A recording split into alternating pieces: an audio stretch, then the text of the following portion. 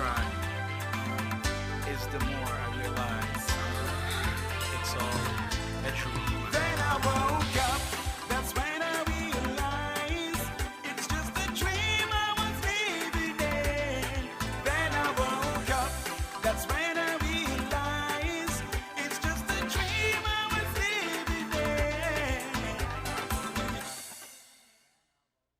It's the start of the week. It's time for a new perspective. It's time for Unfiltered. Join Azar Gums, lawyer and deputy leader of the People's Action Movement, for raw and unfiltered political analysis of the current events in St. Kitts and Nevis. Tune in every Sunday evening from 7:30 p.m. on WinFM. Join Azar Gums as he breaks the mantle and cuts through the unfiltered political noise to bring you the facts. Unfiltered every Sunday evening on WinFM 98.9. We're different. We're 98.9. 98.9. Win FM. Don't throw those bottles away. Turn them into money today. Vitamalt bottles equal cash in your pocket. It's super easy. Just take those empty Vitamalt bottles to any Cara Brewery distribution truck or any drinks depot in St. Kitts and Nevis. We're keeping our beautiful Twin Island paradise. Vitamalt bottles equal cash back. Keep it clean. Keep it green. Vitamalt bottle returns. Your bottles, your cash, your island.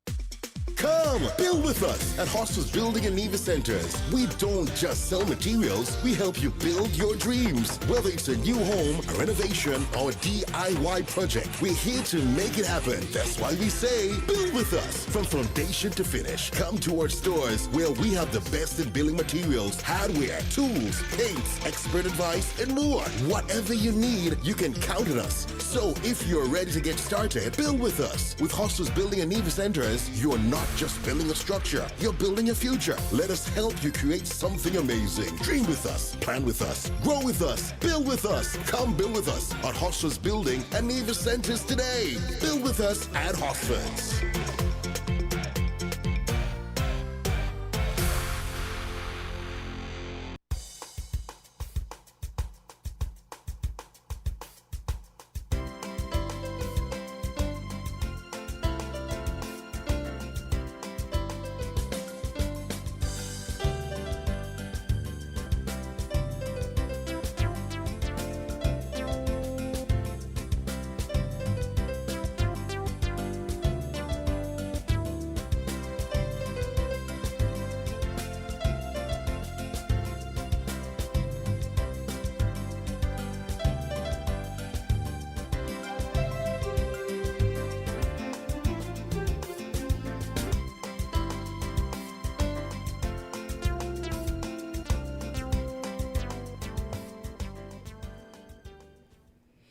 You know, when you hear that sound, you know what time it is, and it's just about 8:04 in the AM. Welcome to today's edition of Island Tea. I am Cortensia, and with me we have Quint. Just to remind you, we are being simulcast on TVC Channel 40, Facebook, as well as YouTube. We're on your FM dial at 98.9 on the FM, sorry. If you wish to join in on the conversation or bring something pressing to the fore, our local number is 466-0989. In the U.S., 1-305-921-4619 or 1-718-285-6984. In the U.K., 0333440065. Hopefully one day our UK line rings again. To the Federation of St. Kitts and Nevis, a happy new year. This is our first program for the year. And to the regional and international diaspora, a happy new year as well. For those of you, wherever you are listening to us, we appreciate you. We're grateful that you join in. And as you can see, I have the merchandise for you. It's a happy new year. So I made sure I got a sparkly color that pops out and wishes you happy new year. Quint, how has the new year been going for you thus far? Well, it hasn't really started the best. In terms of me personally, it's okay, but it's the Caribbean news that has been kind of on my mind, and Yep. I guess that is on most of our minds. Yeah. Because when I saw it, right, I was like, what a day. What a day. I felt so sorry for the customers, the passengers at the airport yesterday, especially those that are trying to get home. JetBlue wasn't affected, thank God, and may they continue not to be affected. May no one be affected, but we operated our service as normal yesterday, and everybody wanted to buy a ticket. We were like, we're full, we don't have any space for you. But people were walking from carrier to carrier hoping to get on, and I see some of their faces. It didn't work out for them, and I felt for them because they have to go back to work. It's not like here you could call and tell the boss, this and that, and they not over there. You are replaceable ASAP. So people were concerned. We have a caller? Yeah. Caller, good morning. You're live on Island T. Happy New Year. Grand Rising, Catencia. Grand Rising, Quint. Grand Rising to the listeners. Catencia, I'm happy when I heard you say if anyone wants to engage with any other topic. This morning, guys, I want to talk about fear. What is fear? Are we in fear? Are we in fear of what has happened in the Caribbean? Should we be in fear? Now, I want you guys to follow me as I try to share some thoughts about fear. And me journey, I am on a spiritual enlightenment where I have analyzed all that we have as a benchmark from its inception. But I go beyond what was written in a book. I go to antiquity as to when spirit became flesh in its geographical space or place on earth.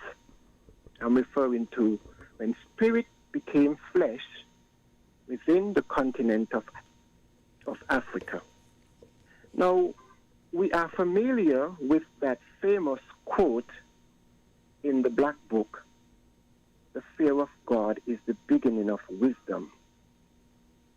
But is the fear of God the beginning of gullibility? Follow me, guys. Let's talk about this. The fear of God is the beginning of wisdom. Proverbs 9, verse 10. One of Christianity's most celebrated lines. But strip away the reverence and the sound more like this.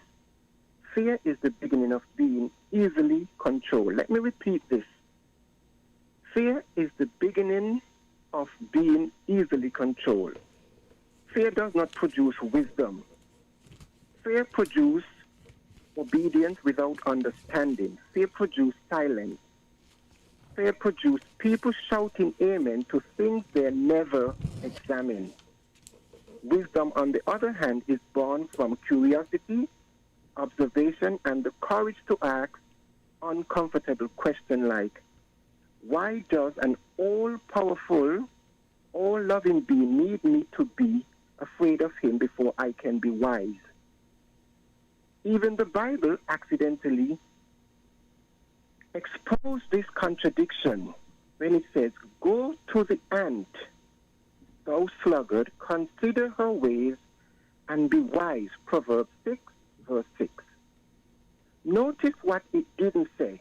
It didn't say, go fear the ant. Imagine someone trembling before an ant colony, hoping terror will unlock enlightenment. No, it says, observe, study how ants plan, prepare, and survive. That's wisdom, that's strategy, that's intelligence, not fear. Yet, in religious spaces, the more afraid you are at a deity you have never seen or heard from, the more wise you are labeled. You fear hell. You fear questioning the pastor. You fear asking why an all-sufficient God needs your money. You fear asking why an almighty God needs human spokesmen. But fear isn't wisdom. It's submission dressed up as virtue. And let's be honest, this wisdom only works if you fear their God. Fear Yahweh, or the New Testament Jesus. Fear Allah, fear Zeus, fear Odin. So wisdom is now brand specific. Fear the approved deity and you're enlightened. Fear any other and you are condemned. History shows us why this worked. Oppressors understood something crucial. If you can make people fear your God, they will never question you. They won't doubt, they won't label, they won't think. Not because God is speaking, but because men are speaking for God through books. Religion has perfected the art of making slaves feel like philosophers. You are told you are wise, free, and chosen while wearing invisible chains forged from guilt, shame, Sunday sermon, and a mandatory 10% type. Journey. By giving, yes. I want you to tell me. I'm going to finish up, Quint. I'm going to finish up right now. No, but I want to ask you a question still. I want you to tell me how that fits into everyday existence, for instance, precisely here in the Caribbean. But you see, now, Quint, why I ask if we are in fear, our reality is our realization. Now, many of us in our space or spaces, we would say, well, it does not directly affect me. Well, should we be concerned? Here we have an act being committed in the Caribbean. Where is our location? We are in the Caribbean. Now, if you go back to 1989, this same act that took place in Venezuela happened 37 years ago in Panama. December the 20th, 1989. And, I mean, for those of us who know, do your research. Now, why these people? What gives them the right to come into my yard, our backyard, and commit these acts, and no one can hold them accountable? But you see, Journey, it goes into that statement, and I must respect your brilliance, because let's revisit that quote. Fear is the beginning of wisdom. And you ask of what wisdom? Here is it. Fear is the beginning of the wisdom that you are not truly free, but you are being controlled. And if you're aware of that, then you will fall in line and do as you're told. That is the present existence of us in the Caribbean.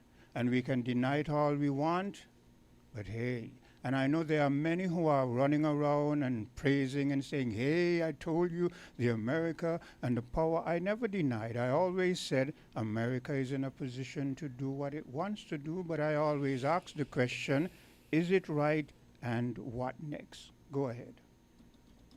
Okay, Quinn. No, thank you. Religion has perfected the art of making slaves feel like philosophers. You are told you are wise, free, and chosen while wearing invisible chains forged from... Okay, I read that. Being told you are free while controlled by fear is the most effective prison ever invented. And then comes this inconvenient verse. God has not given us a spirit of fear, but of power, love, and a sound mind. 2 Timothy chapter 1, 2 Timothy chapter 1, verse 7. So which is it? Fear or fear not from God? So the next time someone says the fear of God is the beginning of wisdom, ask them this. Is wisdom really about trembling for a deity you have never seen or heard from? Or about thinking? Because if fear equals wisdom, then horror movie fans should be the wisest people on this planet. Quint, I go back to events that have happened before in Panama with Noriega. Yes. Yeah. And now we have seen what just took place within our space. And now this individual is going to be tried in an American court. He's going to be given their defense. And we ask ourselves, there are so many questions we can ask, and I've often said, we are fast realizing that our democracy has really been a diplomatic dictatorship. But with Trump, it is no longer diplomatic. It is in your face. That is why the rest of the world is angry with Trump. They're not angry with him because he's doing what they would not have done. They're angry with him because he's not being subtle about it. He's not being diplomatic about it. Don't worry with those Democrats who you hear talking about, oh, he should have come to Congress. The world has sat by and watched everything happen in what has happened in Palestine with Israel, what is happening now, and they just sat by and watch it because you know what? They want it to happen that way. But Quint, I don't. I mean, Trump is there, and he's the front man. He's the character that suits the agenda for this appropriate time. He's there, but I go behind who is behind Trump, and these are the characters that we need to know that are pulling the strings, because Trump is Trump. He is chosen to be there at this appropriate time. You realize one of the first voices to come out and praise him for what he did? Who was that? The Rothschilds. Yeah. Well, Mr. Rothschilds. Anyone who understands, anyone who understands the 1% and 2% who control the world know that name. Yeah. And they're not alone, Quinn. So that fits into what you've been saying about who's behind Trump. Right. And you see this thing about fear, and we must fear an invisible deity. Understand the 1% and 2%. And we have gravitated to that, and this is why Journey is saying, before this book, guys, before the book that most of our homes have in, this little black book, before this book, our people, our ancestors to whom we came from, revered astrology, astronomy. They were in alignment with the laws of nature and the universe. And to know that that's why I say they have imitated our culture and our civilization. And here we are imitating the imitators who have given us a benchmark in a book. Yeah, I want you to wrap up now, though, because you've been on a while. So. Yes, Quint. I just want us to be aware. Our reality is our realization. Here we are again. It's a new day. And we are back to 9 to 5 from a weekend. And we are repetitively repeating this cycle, 9 to 5, Monday to Friday, some goes to Saturday, and we weekend on the weekend. And we don't even bother to examine how words are controlling us, how fear, the system of economics, just for a piece of paper. Thank you, guys. I'll try and get back in later. Okay, we'll take a bit of a commercial break, and we'll be right back. We're different. We're 98.9. 98.9. Win FM. This Christmas, make the season brighter with help from TDC Financial Services. Whether it's gifts for the family, a holiday home makeover, or that special celebration you've been dreaming of, our Christmas loan promotion is here to make it happen. Get up to $85,000 unsecured or $100,000 secured with affordable rates, fast approval, and the trusted service you know and love. Apply today at TDC Financial Services on Central Street, Bastyr, St. Kitts, or Main Street, Charlestown, Nevis. TDC Financial Services, your holiday, your loan, your way, where money is made easy. Don't throw those bottles away. Turn them into money today. Vitamalt bottles equal cash in your pocket. It's super easy. Just take those empty Vitamalt bottles to any Cara Brewery distribution truck or any drinks depot in St. Kitts and Nevis. We're keeping our beautiful Twin Island paradise clean. Vitamalt bottles equal cash back. Keep it clean, keep it green. Vitamalt bottle returns. Your bottles, your cash, your island.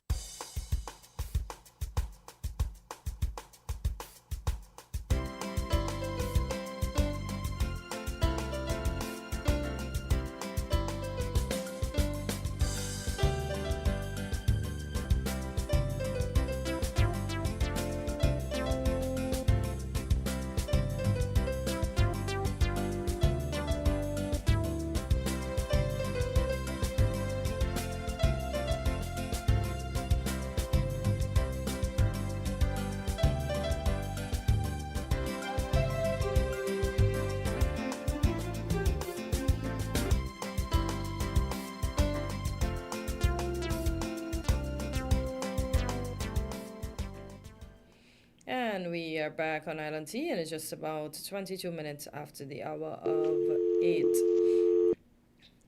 We have a caller, Quinn? I thought we had, but we don't. All right. Happy New Year, Auntie Katie and family over there in the U.S. All the best for 2026. We in the Caribbean oftentimes say stay warm. Try your best to stay warm. We do have a caller. Go ahead. You're live on Island T. Good morning. Happy New Year. And greetings to you all. Happy New Year to everybody. Thank you, to you, Quint, and to your Cartens, and to all the listeners. And right and back greetings. Right back at you. Right back at you. Yes, thank you very much. Thank you very much. And greetings once more in Jesus Christ's name, the only Savior of sinners from hell and from their sins, by the gospel only, through faith only, according to the Bible only, and Jesus to the second person of the eternal Trinity. And for the last few times I have not said it, but I'm going to say it for the new year again. We need to come. We need to become a republic. Get out the British Commonwealth as quickly as possible, and at least in one way, I see it as being better for us. At least in one way, I see that. Now, let me say something, Quint. We had the last time we spoke last year on the air. We had a conversation about Adam. And let me say this. The word Adam in the Hebrew language means man, and it also means son of the red earth. So therefore the name Adam also carries the meaning of red, reddish. But don't you ask yourself why? I mean, it is amazing how we see these things and we just accept them and we never ask why. Again, we know that after, let's go to creation, right? After the creation of the earth in its first pure state of being in a state of cultivation would not be red. Red is during that period when it's still lava and has not cooled yet, right? But even after it has cooled, you cannot have vegetation and you cannot have agriculture and cultivation. It takes a number of years for certain things to happen on the surface where you have soil, erosion, different things over time, and then you have the kind of soil that could encourage agriculture. So why would that soil be red? Well, remember, Creation Week was 7 normal, literal 24-hour days. That so is a lie. That is a lie. And that's what the Bible teaches. That is, again, it's about interpretation, and that is why I said a day is like 1,000 years and 1,000 years is like a day. But when it's convenient, a day is a day.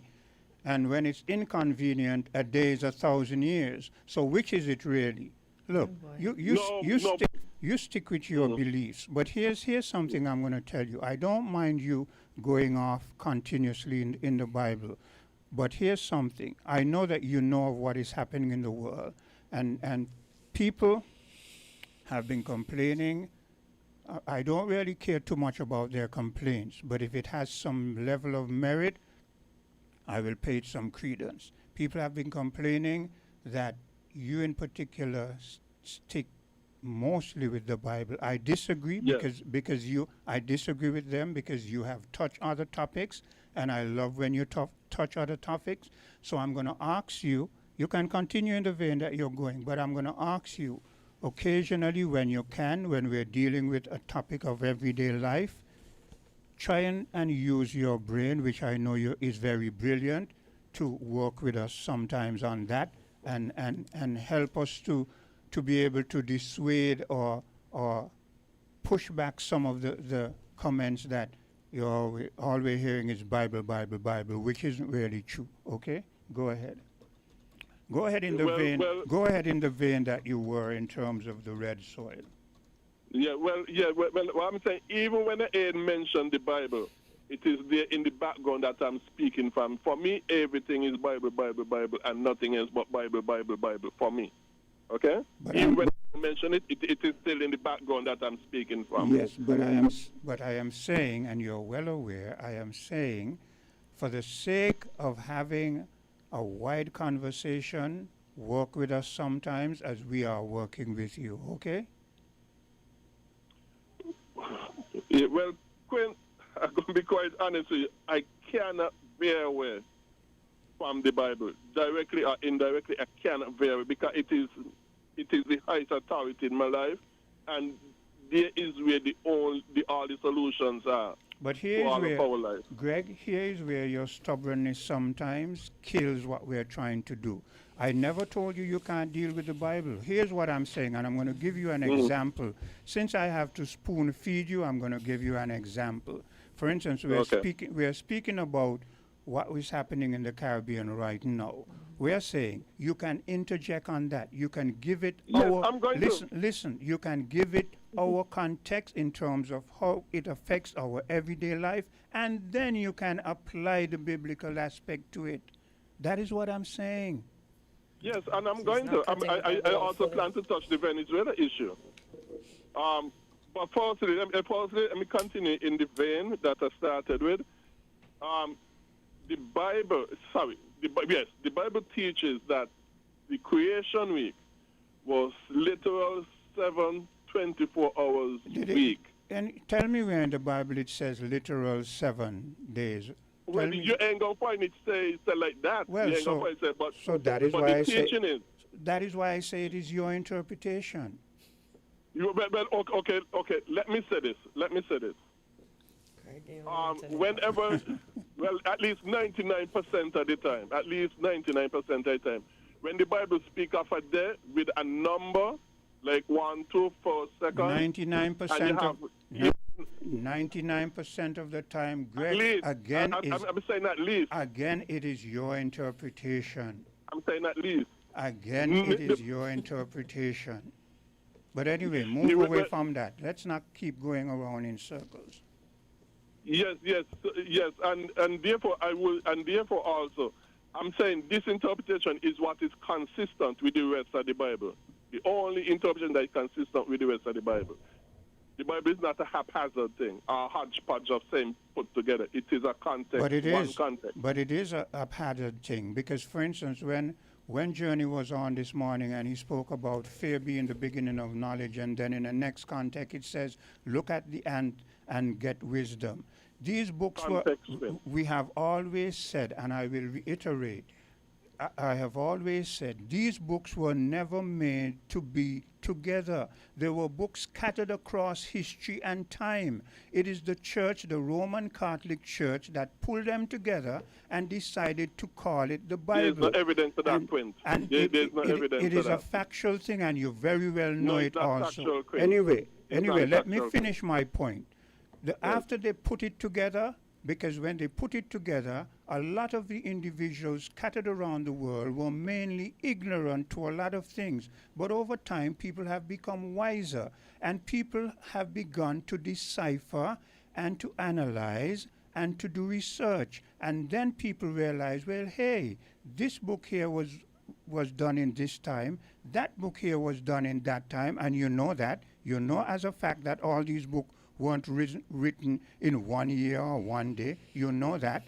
But They they were happened all before AD 17. But whether before AD is still hundreds of years. That is what I'm Greg, saying. it's not about just one day or whatever. He's just saying it takes time. And he well knows this. Anyway, finish your point, because sometimes, Greg, I get frustrated because I know you're well aware, but because of your being steeped in your dogma, I don't expect any difference. Go ahead.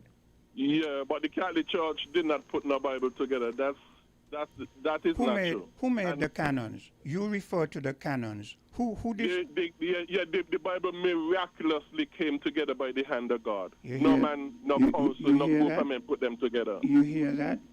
You hear that? The Catholic Church started in 1200 AD. How could the Catholic Church put the Bible together when it started in 1200 AD?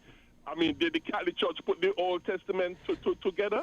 Because they sure didn't exist at that time. Look, I said again, and I will reiterate, the books were written over a long period of time. Before this, and listen to me. 500 years minimum. Listen to me, but that is a lot of time. Listen to me. What I'm saying, when the Roman Catholic, when Constantine got into power, and he decided that the church should get together, and these are facts that are there, people can research them, they're there, but you deny them and you say the Bible was miraculously put together by the hand of God.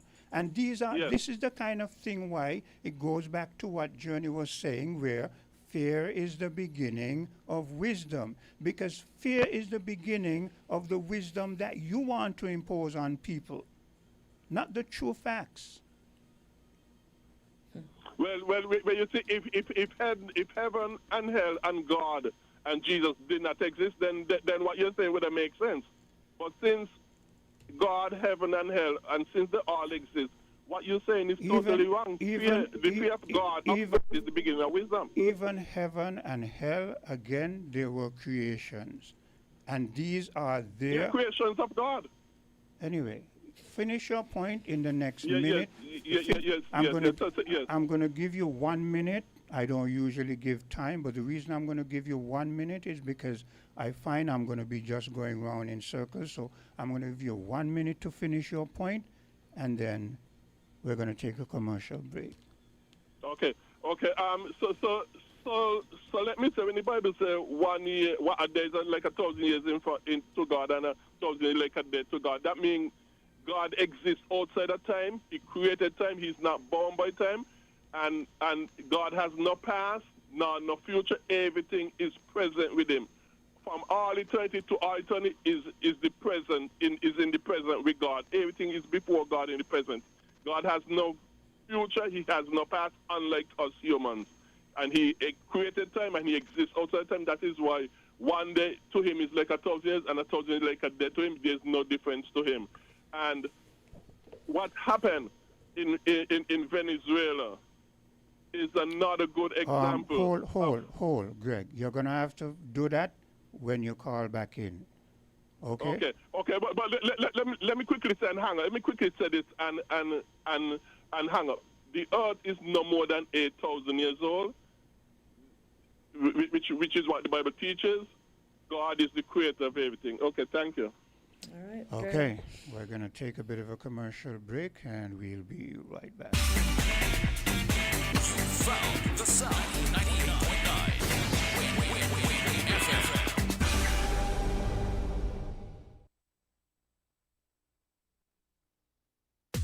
Come, build with us at Hostels Building and Nevis Centers. We don't just sell materials, we help you build your dreams. Whether it's a new home, a renovation, or a DIY project, we're here to make it happen. That's why we say, build with us. From foundation to finish, come to our stores where we have the best in building materials, hardware, tools, paints, expert advice, and more. Whatever you need, you can count on us. So if you're ready to get started, build with us. With Hostels Building and Nevis Centers, you're not just building a structure, you're building a future. Let us help you create something amazing. Dream with us, plan with us, grow with us, build with us. Come build with us at Hostels Building and Nevis Centers today. Build with us at Hostels.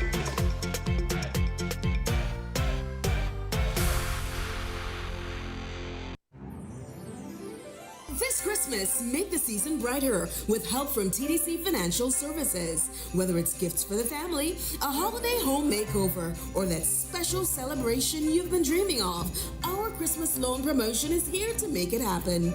Get up to $85,000 unsecured or $100,000 secured with affordable rates, fast approval, and the trusted service you know and love. Apply today at TDC Financial Services on Central Street, Bastyr, St. Kitts, or Main Street, Charlestown, Nevis. TDC Financial Services, your holiday, your loan, your way, where money is made easy.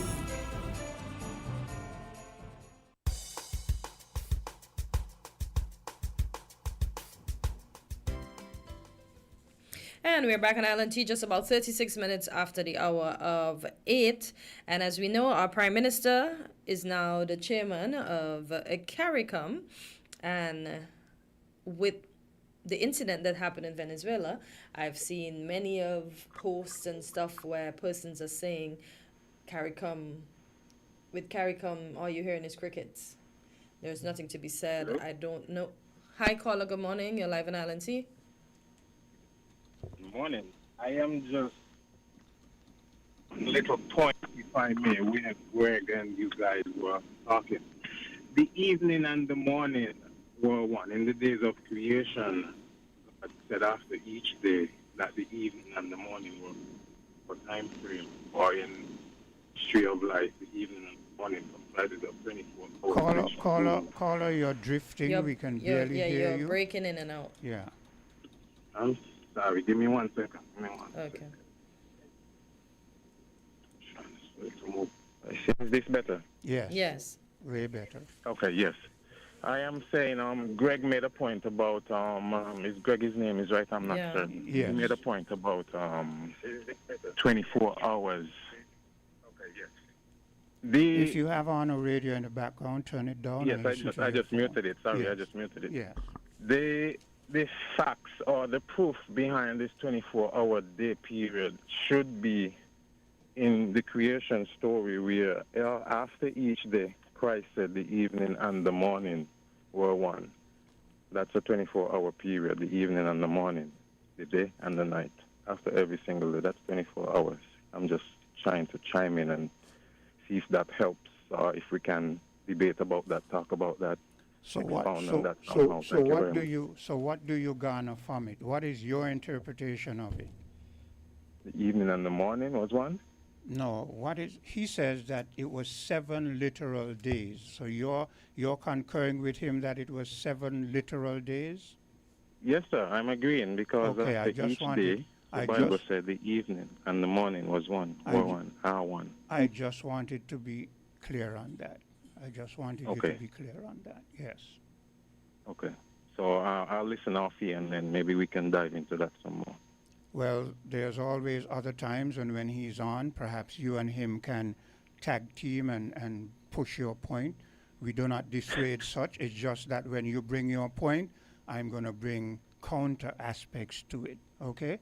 And yes, sir. So I'm waiting for you. No problem, of course. This is what this is about. And then it is for you to refute it, but refute it in a way that is logical or sounds logical, and not say things like the Bible was put together miraculously by the hand of God, when we know how it was how the books were put together.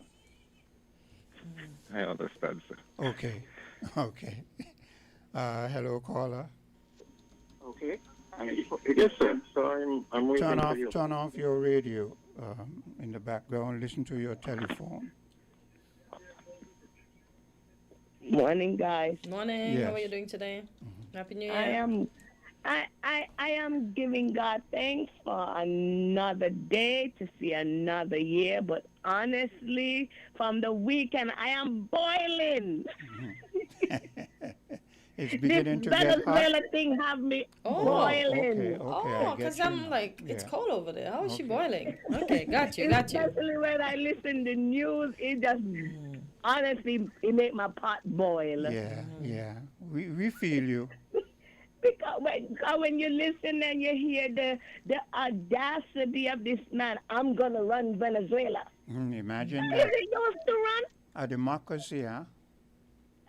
And then they're trying to figure out what they're gonna do with the people oil. The audacity! It is ridiculous. I mean, when you look at it, immoral trying to bring down immoral. And you immoral yourself. You're a convicted criminal. And you heard what Marco Rubio said when he was questioned. He said, we have an embargo on their oil. They will not be able to produce any oil until they fall in line with what we want. So here's the thing. They say that they are going to control Venezuela. But the second in command, who is a woman, she has who's been... for Nicolas Maduro too. Yes, she has said not in Targoso. And this is, look, if we're not careful, they're going to create in the Caribbean what they have done in the Middle East. They have brought chaos here. They want that chaos to play out because they are threatened by China and Russia doing investments in our region. And like I said, they are panicking and they're doing what they feel they have to do. I feel it is the wrong way. I feel that they should have used diplomacy. Yeah. They should have said, look, let's negotiate your price for oil and we'll meet you somewhere and pay. But no, they just want what they want. Because he rightfully says so the big companies can go back into the... And they don't want to negotiate. No, they don't. If you listen to Trump wants to control the people oil. Yeah. Mm-hmm. And what is so scary is that if they could go in and do this to Venezuela, what about other islands? We're going to stop them. I mean, he's literally naming out countries, nations that he wants to go into. Yeah. I mean, and boldly doing it. Greenland, the man talking about Greenland, he wants to go in Greenland. He said that is next. And I have Marco Rubio, I'm going to play him where he says Cuba is next on the list. Exactly. I was listening. No, Cuba over there in his quiet little self ain't interfering with nobody. Right? But yet he want to go. They want to go into Cuba. So you see, like you said, this now want to start some acting in the Caribbean waters. It is overbearing. And I told them, I told Mr. McMahon when I asked the question, I agreed with him. I said, look, if you were to do a poll, you're going to win. The people in the Caribbean are going to say, get rid of Maduro and blah, blah, blah. But I asked the question, what next? Who next? But that's it, Quint. That's the scary part. Who is next? Because if you see the trend, what is happening. But Cleo, he after Africa. Yes. He just here, there, and everywhere. My mind go back to when God called and the devil shop and he said, coming true and for seeking whom he may devour. This demon true and for seeking whom he may devour. Yeah. But he wants the lady to lead, not the one that's there now. That according to what's being touted, the one that went to where was this? Norway the other day. The one who got the Nobel Prize. Her name is eluding me. Yeah. He said, and people are giving him credit. He said she's not ready for that. He says she can't control. So. Oh, he said that? Yeah. I didn't hear that. So that is why people are saying that Marco Rubio will be the de facto leader of Venezuela. That's what. But Marco Rubio making all this fuss. It's going to be like some kind of consulate or governor general. But Quinn, can you imagine these people making decisions for the people in their own country? Yeah, we're seeing colonialism. But Quinn, what do you say for us who ain't got no defense? But can you imagine a little country like ours who we have no defense? Cleo, that is why I commended Journey on his brilliance this morning of using that quote, fear is the beginning of knowledge. So to answer your question, to us who do not have any defense, our leaders had better cower in fear and do as they are told. And this thing, CARICOM, Lord, we don't even want to start with CARICOM because, dear. It's just a bunch of black leaders that get together and they show off their Gucci suit and their Armani suit and their watch and they find bands, as we will sell here in church. Cleo, they find bandans and everything. Yeah. What's their purpose? Cleo, you're watching the brands. They have arrived, my dear.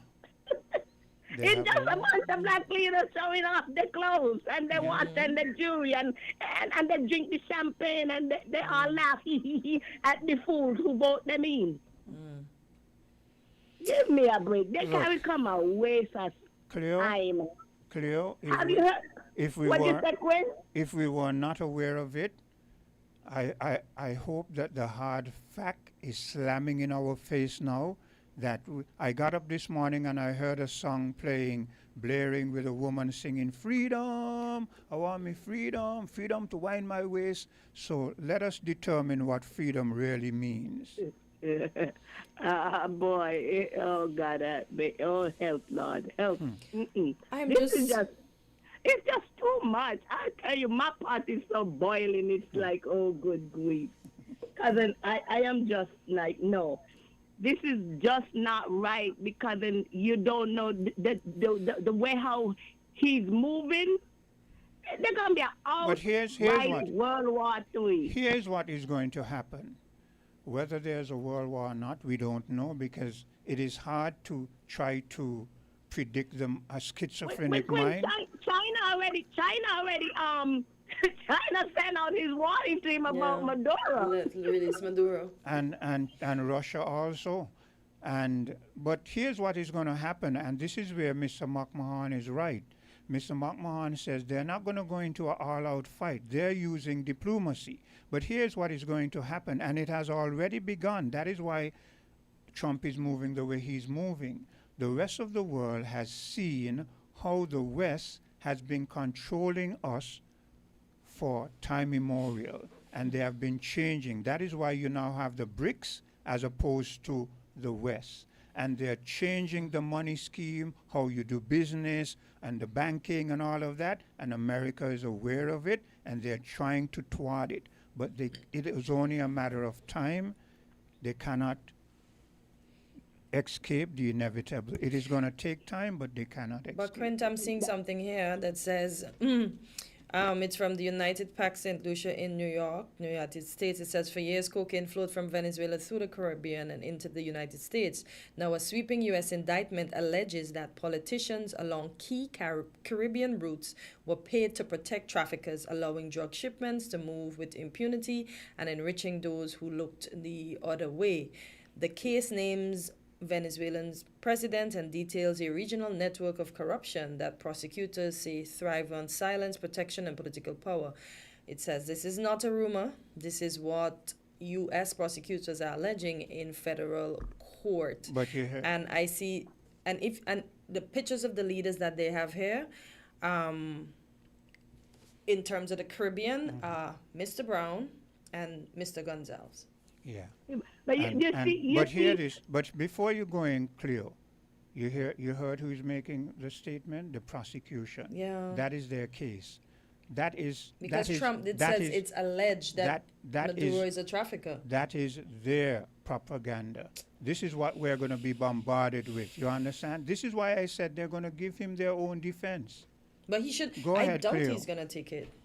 But and you see that thing bothers me also because then they want to charge Maduro for drugs, say he's doing drug trafficking. We in the Caribbean, we don't manufacture guns. Can we bring a case against America for the gun that's coming in our country and killing our young people? Yep. Who can we bring that case against? When Mexico decided they wanted to bring a case, what did CARICOM and the rest of the Caribbean do? They went silent. Like they are now? Yeah. You see the foolery, Quinn? Now, if Mexico wanted to bring a case, don't you think CARICOM should have joined with them because our young people are being killed by guns that we have? We don't even begin to know how to bend out the iron to make a gun. And that we don't was, have the manufacturing plant. Listen, everything on YouTube, you know. And that was the point. That was the point that the leader of Colombia was trying to make. That you say we have all these drugs, but you're infiltrating us with your arms. We don't create these arms. These arms are being used to ship the drugs from one point to the other, and we feel you should answer to that. But like I said, every leader in the Caribbean went silent. Foolish, and it's isn't that foolish? Because obviously, if the drug is coming in, also your people is the one who showed that there's a need for this drug. Yeah. Nobody forcing the drug down your people's throat. No. They're taking it up on their own. That's it. Just like how they could say, well, we don't force your people to take up guns. But you're manufacturing it. But look at this, Cleo. They don't force them to take all of those drugs that they use, but they said that weed that we use down here, which I don't use, but we in the Caribbean as a black people use weed, and they criminalized that. And they had us locking up all of our sons and so forth. And then when they found it convenient, they said, oh, it's good for medicine, so don't criminalize it. And our leaders jump on the bandwagon and said, oh, it is good to use now. So, I mean... It's good because they see the financial gain from it now. Well, anyway, we're going to have to take a bit of a commercial break. All right, break. Guys. And we're going to take a bit of a commercial break, and we'll be right back after these few words. Let me make sure that Simeon is ready to go. But I wanted to touch something with Cleo before she left. Well, she has left. I'm sure she's listening, but do you see? You can finish it because Simeon is stuck right The pastor's wife, she put on an outfit where she's all covered. She has on a turtleneck, she has on a long jean dress, and the reading of it says, Saints, you all win. Come on. At Miss Carrie Baby, we know our church approved with a big exclamation mark. Thanks to our new stylist at Manny_35. Let God arise. Happy New Year's, everybody. And she basically took the picture in the same spot. So I don't know if they just put on new clothes on her. But don't you see that is sarcasm? Exactly, and that's something that they should not have put out there. It is sarcasm. It is saying, see how you said it? Okay, you win. Yeah. Thanks to the new stylist. And so it does not sound like she agrees with it. This is in your face. This is, okay, so this is what you want. Let the church be. Anyway, let's take that bit of commercial break. WINN is 98.9. 98.9 is Win FM.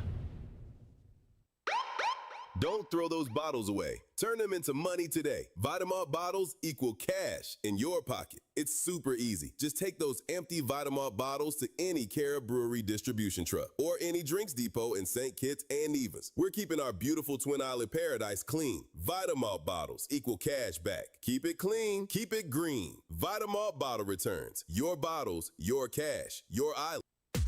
Come, build with us at Hostels Building and Nevis Centers. We don't just sell materials, we help you build your dreams. Whether it's a new home, a renovation, or a DIY project, we're here to make it happen. That's why we say, build with us. From foundation to finish, come to our stores where we have the best in building materials, hardware, tools, paints, expert advice, and more. Whatever you need, you can count on us. So if you're ready to get started, build with us. With Hostels Building and Nevis Centers, you're not just building a structure, you're building a future. Let us help you create something amazing. Dream with us, plan with us, grow with us, build with us. Come build with us at Hostels Building and Nevis Centers today. Build with us at Hostels.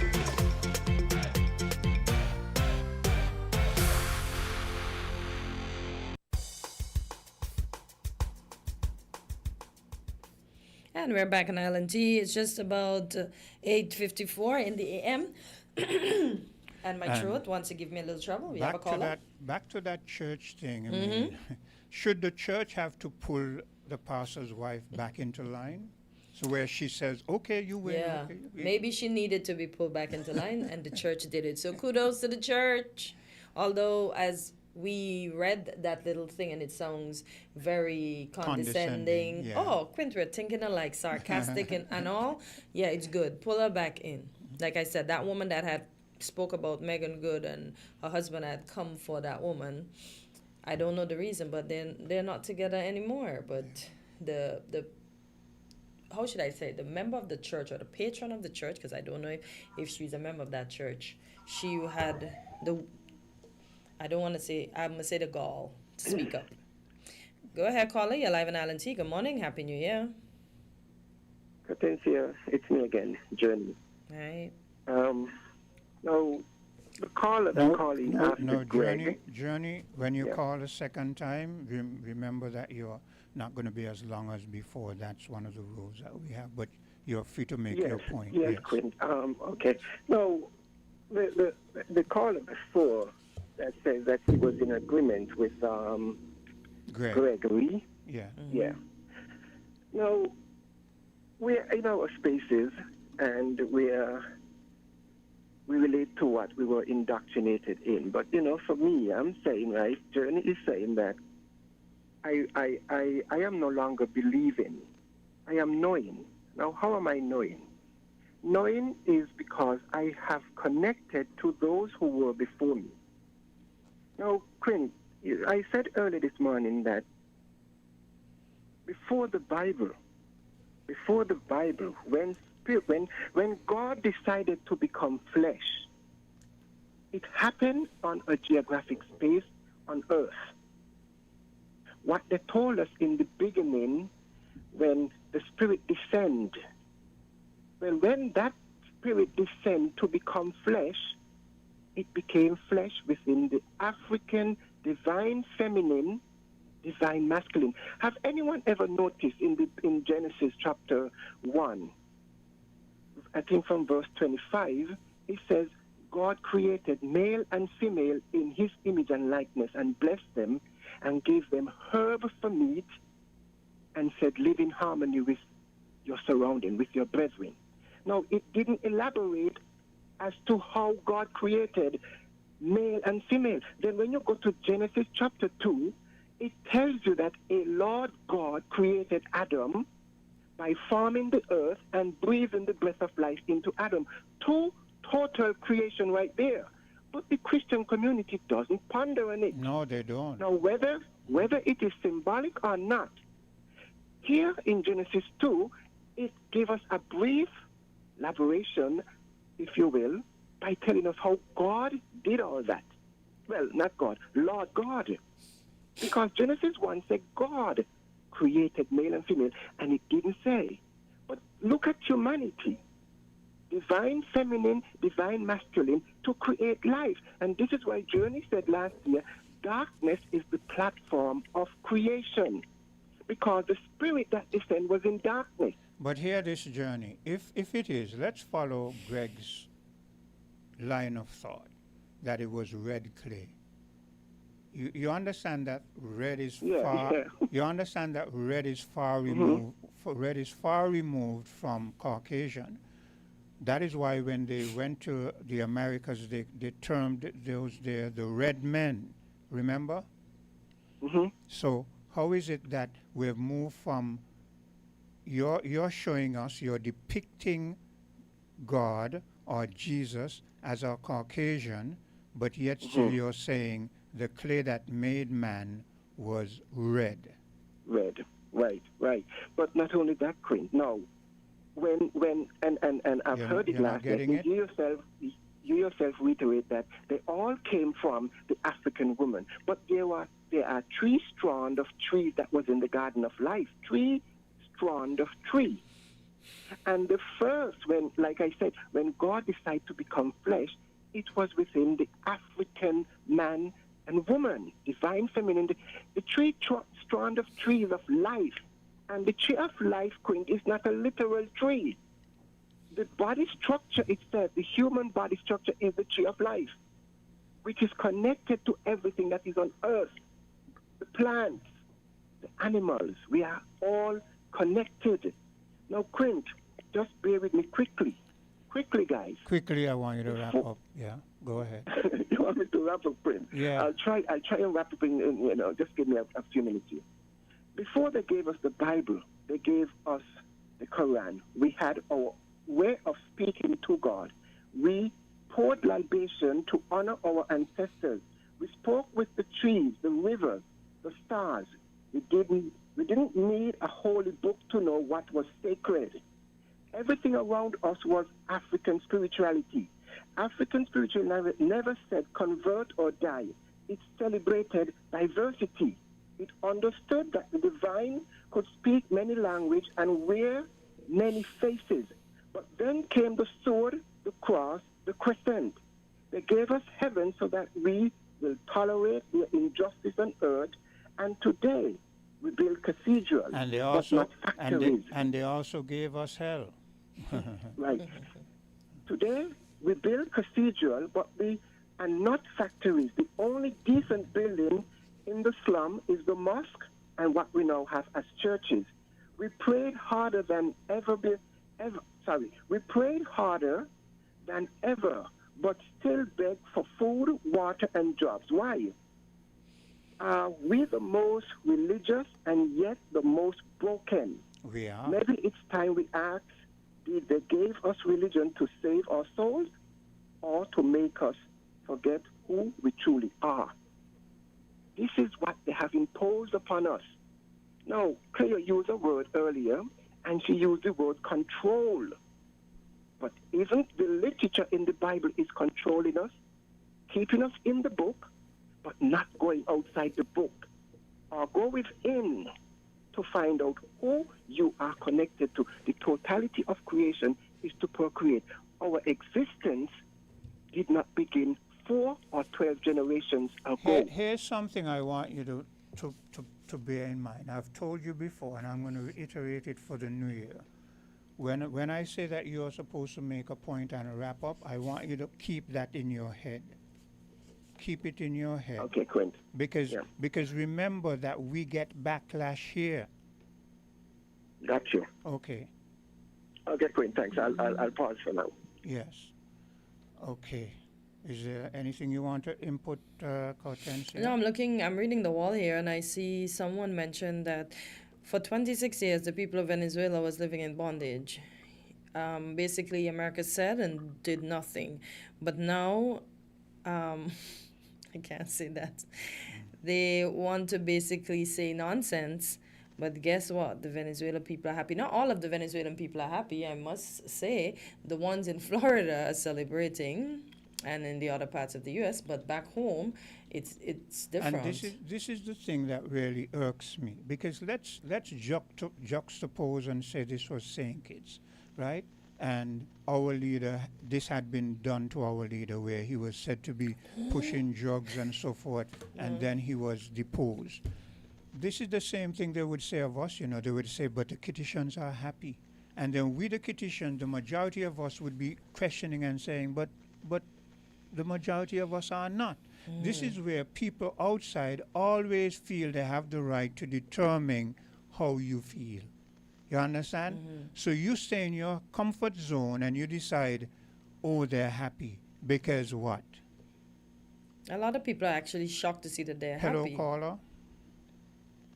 Yes, Quint Cartens again. Yes. Yes, I mean, as you know, call second time, be quicker. Let me touch 2 points quickly, first of all. Quint, remember last year, in the last talk we had, you asked me, what color do I believe Adam was? And I told you, middle brown.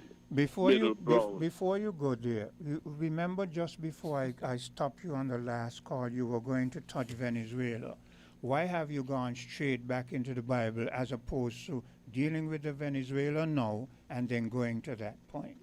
Yeah, like I said, I would like to make 2 points quickly. Well, I would suggest that you deal with the Venezuela aspect first and then go to that. Yes. Yes, and concerning the Venezuela issue, I think just the Venezuela issue, but it's to do with the issue of Gaza, confusion all over the world, conflicts all over the world. What we don't seem to get, and this is why things would only get worse and worse if we do not biblically repent, is that God, according to the word of God, is sending confusion on us, nations against nations, that sort of stuff, to bring his judgment on this earth. So God is just, because of our disobedience to the word of God, including where Venezuela, Americans is concerned, God at the present time is using America and Israel. They're all wicked, but he is using wickedness to punish other wickedness. And you see, you validated my point, because you've proven that rather than deal with the issues and saying wrong is wrong and right, see how you just push it into one little bracket and say they're all wrong, but God is punishing us because of so. And this is what makes the rest of the world comfortable, because this is what you Christians do.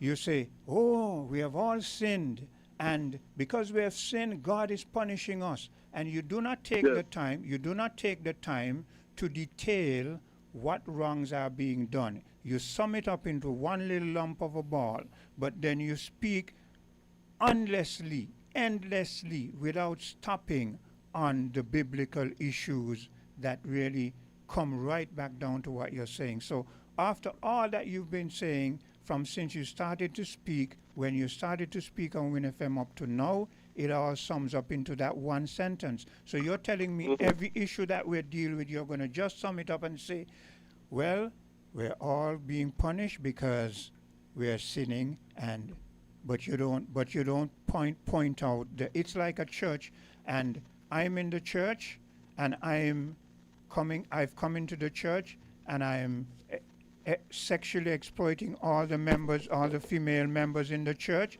and rather than the pastor says to the members one day in the congregation, rather than the pastor saying, well, Quint, what you're doing is wrong, and I hereby tell you to decease and to no longer come into my church because you're exploiting my women. Here's what the pastor says. Well, Quint, what you're doing is wrong, but we have all sinned, and because of what you're doing, we have all suffering in the world. And Quint sits there and he smiles and he continues to abuse all the young girls in the church. Well, Quint, I have said many a times what the specifics are, but apparently you forget the specifics that I've mentioned, because I've mentioned them over and over again. And, for example, Romans chapter 3 let us know that because we do not fear God, why God is punishing us and why all these wickedness and because we do not fear God, according to Romans chapter 3. And the specifics I've mentioned over and over again as to how we are disobeying God. One, we have, instead of we recognizing and accepting the Bible as our only true constitution and supreme law of the land, instead of we do that, we sinfully go and create a man-made document that we sinfully say is the Constitution and the supreme law of the land, and therefore trying to usurp, sinfully usurp the Word of God, the Holy Scriptures, as the only true and living Constitution and supreme law of the land. That's where it begins. Okay. I've mentioned this before. Yes. And then we could go break down that even further now. No, let's not break it down further, because you're just repeating. And this is where, for the new year, if you continue in that vein and you don't come with different aspects and you regurgitate the same thing, I'm going to get you to make your point and then cut you off quickly. Because unless you can relate the Bible, and this is where I feel the church has been lacking all the time. The church just wants you to come in, you read some verses of scripture, you condemn everybody, and then you pay your tithes and you leave. And next Sunday you come, or whatever time you come, the emphasis is on paying your tithes so the church can continue to live its lavish lifestyle and not really concerned about the people. That is my opinion. And as long as you're going to continue in that vein and put everything in that narrow nutshell and not show us the people by using worldly ways of linking the world and the Bible, if you cannot do that, if you do not have the capacity to do that, then you're just saying the same thing over and over and over. And this is what is irritating people, because you just come and you're saying the same thing, and you have a right to say it. But what I'm saying is, if you're going to say it, I'm going to let you be as concise as possible. You say that, and then you're gone. Yes, Quint. And like I would say, the truth never changes. So it's just one thing all the time. Okay. As the prophets used to preach. Okay. No, we don't have another caller. This is what I'm going to do. Because you notice he's persistent. Greg doesn't give up. I thought you knew that long time. I know, but I'm trying to work with him, and this is where religion just tries to force itself down our throats, and this is why a lot of younger people aren't leaning toward the church anymore, because the church is supposed to be telling you how you link life and the Bible to survive. The Bible, I feel, should have a part to play, but that part is supposed to be linked with your everyday existence. How do you survive? For instance, let me show you. But it tells you. But I want the preachers to disseminate that. For instance, here's an example. How do you say to young women who go out there and young women and men who go out there, make their mistakes in life, and then they feel the only alternative is to go to the church, to go to God? How do you tell those young people now who have messed up? How do you say, okay, we see you, we hear you, we have been there, we have done that. This is how you now apply the Bible to making your life better. How you apply the Bible to making sure that you are a good mother.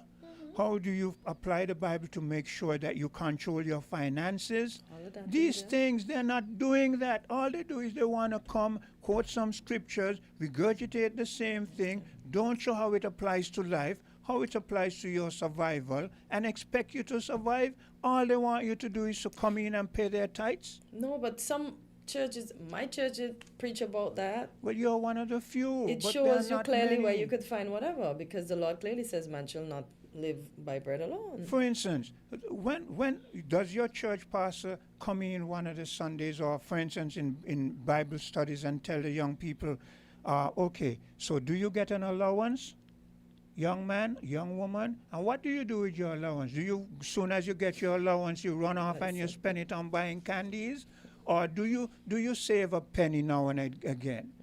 And why don't you save a penny? Do you understand why saving a penny can help you? Do you understand how it can make you down the line at the certain time of the year when you can break open that piggy bank and go and buy your own roller skates or your own game? Let me tell you, when I was young, the church used to do that. But they don't do that anymore. Because I'm blessed to have... and this is what I'm saying. They do like Greg. They come and they just say, we all have sinned. And because you all have sinned, we all are going to suffer. Yes, we know that. But tell us how to apply that to life and survival and existence. Oh, boy.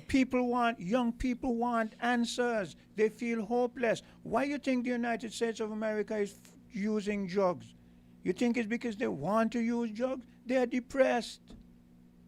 Here you are living in the number one country in the world, and that number one country is going out and telling the rest of the world how to live, how to control their finances, what they should or should not do. But you are on the verge tomorrow of becoming homeless because your little 2 and 3 job that you have cannot afford to pay that rent, the water bill, the heating. You understand what I'm telling you? This is what they're faced with.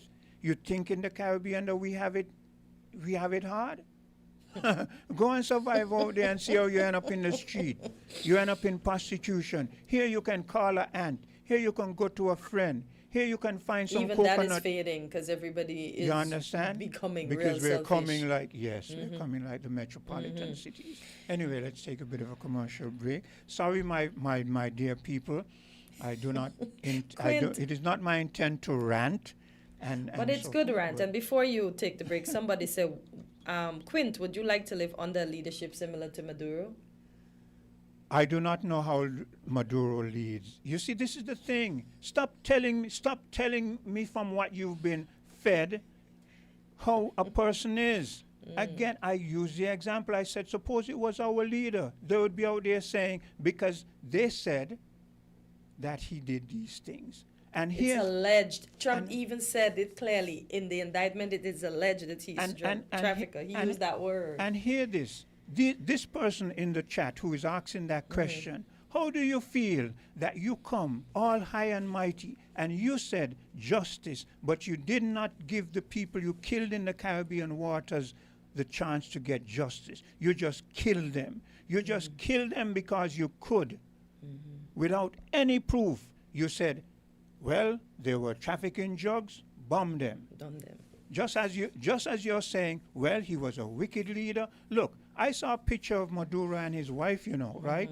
That's supposedly in the plane. Once it is in the AI projection, you can't, because you never can be sure in this modern day era. But I saw a picture of Maduro and his wife, and I've seen pictures of Maduro because I've followed and seen pictures of Maduro. I don't see this kind of a man you're talking about. I know the history. I know that when Chavez was there, everything was good with Chavez until Chavez naturalized his oil.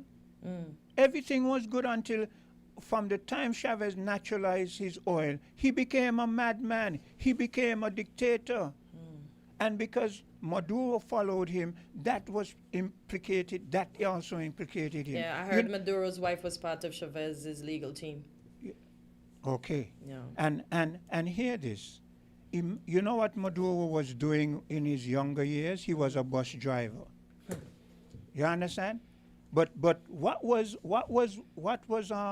this man who is a foreign person for the United States? What's his name? Marco Rubio. Look in the records and see if Marco Rubio was not held up as a teenager for carrying drugs. So you see the difference? So to the person in the chat who is asking me if I want to be under a leader like Maduro, do you feel good that the person who is almost second across from the leader of the established, developed, the most powerful country in the world has a history of drug trafficking? I'll take a bit of a commercial break and I'll be right back. We're different. We're 98.9. 98.9. Win FM.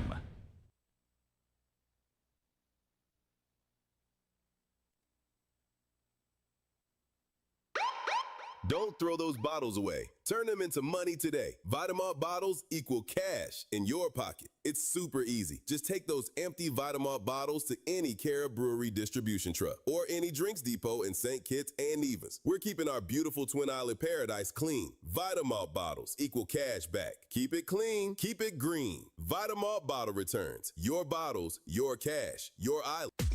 Come, build with us at Hostels Building and Nevis Centers. We don't just sell materials, we help you build your dreams. Whether it's a new home, a renovation, or a DIY project, we're here to make it happen. That's why we say, build with us. From foundation to finish, come to our stores where we have the best in building materials, hardware, tools, paints, expert advice, and more. Whatever you need, you can count on us. So if you're ready to get started, build with us. With Hostels Building and Nevis Centers, you're not just building a structure, you're building a future. Let us help you create something amazing. Dream with us, plan with us, grow with us, build with us. Come build with us at Hostels Building and Nevis Centers today. Build with us at Hostels.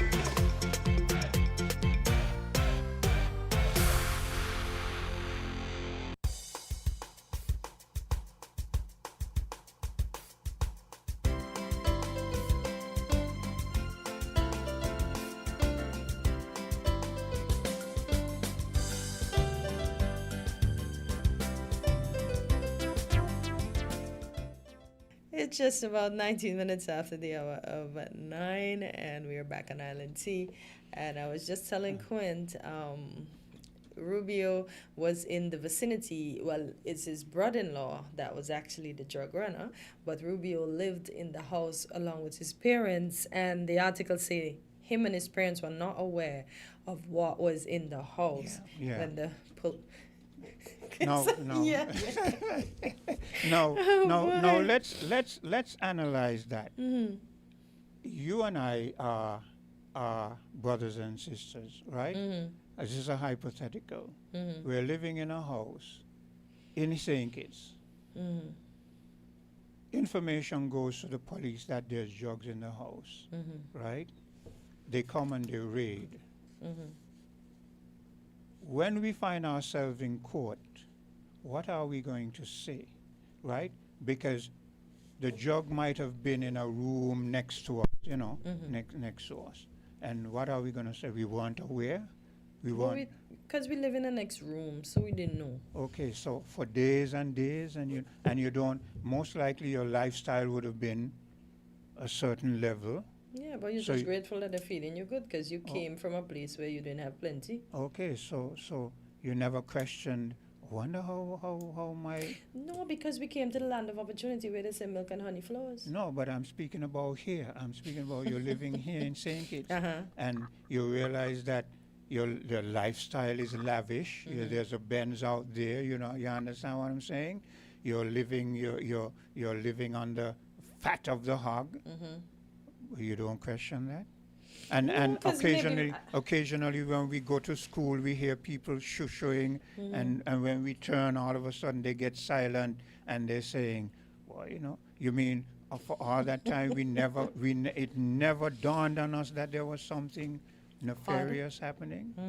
Okay. Oh boy. Yeah. Hello, caller. Yes, good morning. Yes. Good morning. Yeah, Happy New Year to you guys. Same to you. Same to you. Yeah, let me just make a quick statement in my self-defense. I am not a hypocrite, and I don't intend to be one either. When I come on here, I make independent contributions. I'm an independent person. I don't live in St. Kitts and Nevis. I'm not a politician in St. Kitts and Nevis. And for those who think of me a certain way, they can have their opinions of me. But when I come on here... A certain way how? By calling names and all of that other stuff.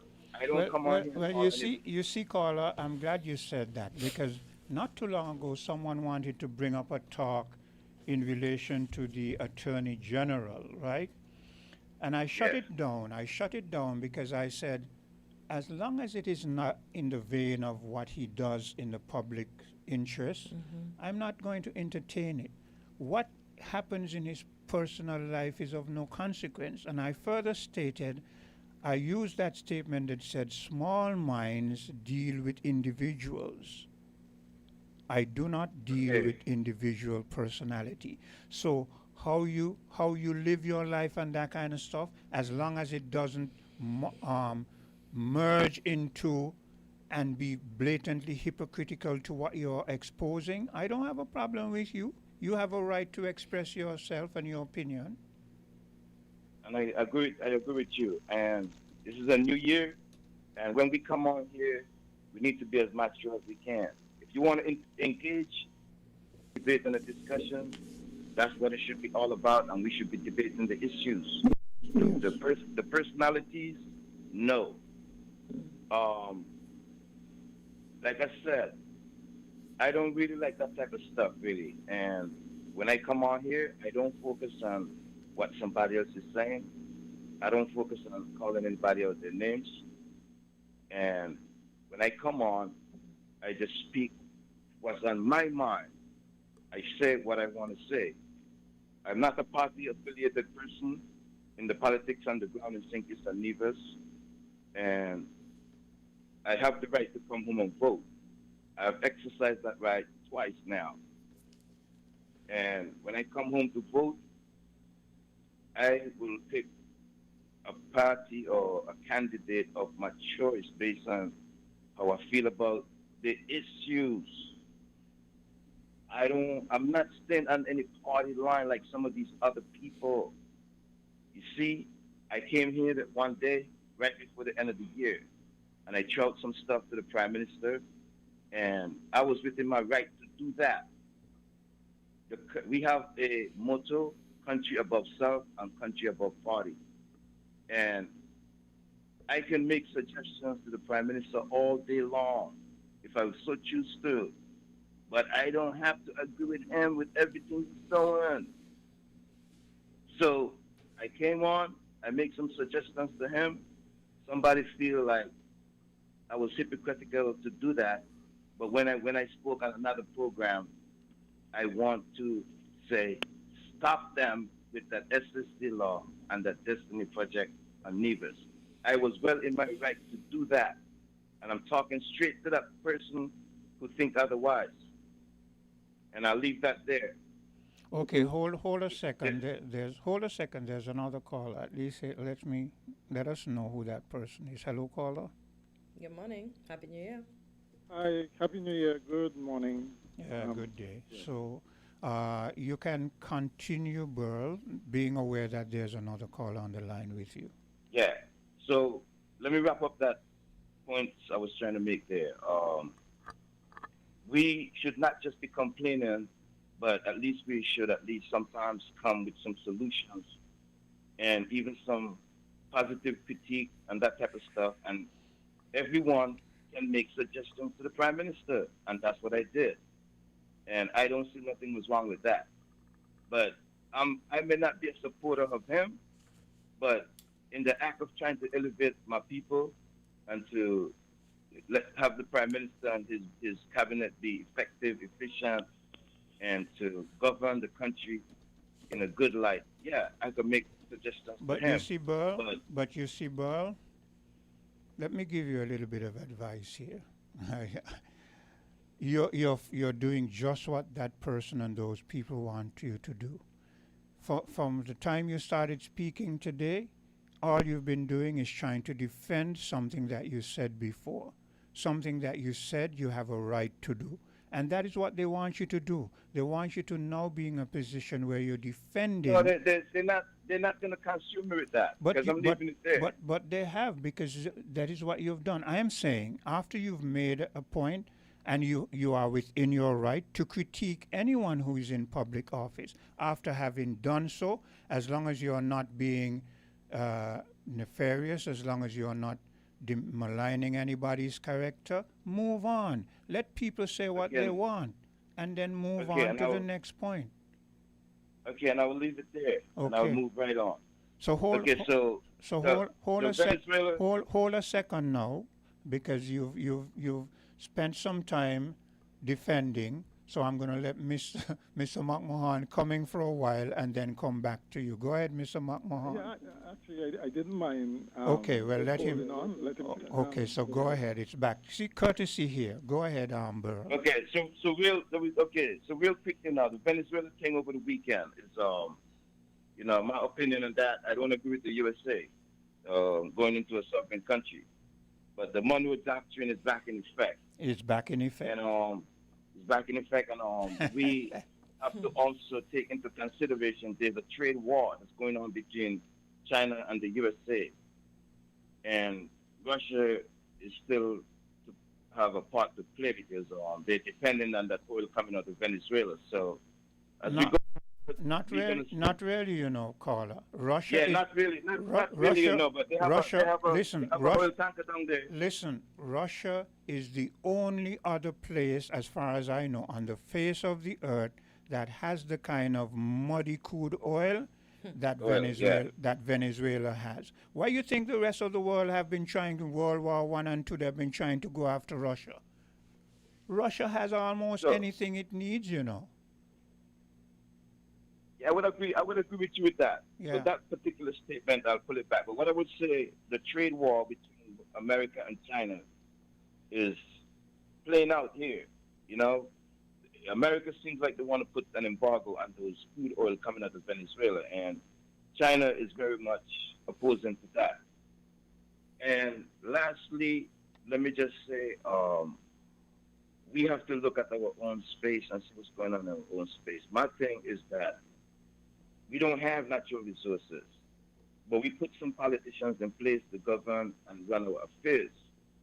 And we put them there to do a job, and they're getting paid to do that job. So what else do they really want in terms of like kickbacks and extra money with these backdoor deals and all that type of stuff? If you go on a job and you start stealing and you get caught, you're going to be charged. So somewhere along the line, my view is that our politicians, when they get into office, if there is any type of proof come up against them that they're moving with the money, they should be held accountable. And I'll leave it there. Thanks a lot, man. You guys enjoy the rest of the day, and blessings in the new year going forward. Same to you. Too. Yeah. Go ahead, Mr. McMahon. Thanks for your patience. Good. Happy New Year to you and your customers. Same to you and yours. Listeners. Speak up. You're sounding very soft for the new year. Have you mellowed out? How you mellowed out? Are you a bit tipsy? The second is definitely not so. Okay. I am almost a what do you call it? What is it? A teetotaler? I'm not sure. I'm not the familiar. Word. Yeah, I'm not sure of the word you're trying to. Somebody who don't drink a lot of yeah. Okay. Alcohol. Yeah. Okay, I don't know the word for that one. Yeah. Some is a word beginning with T. I'm not. Okay. I remember it somewhere.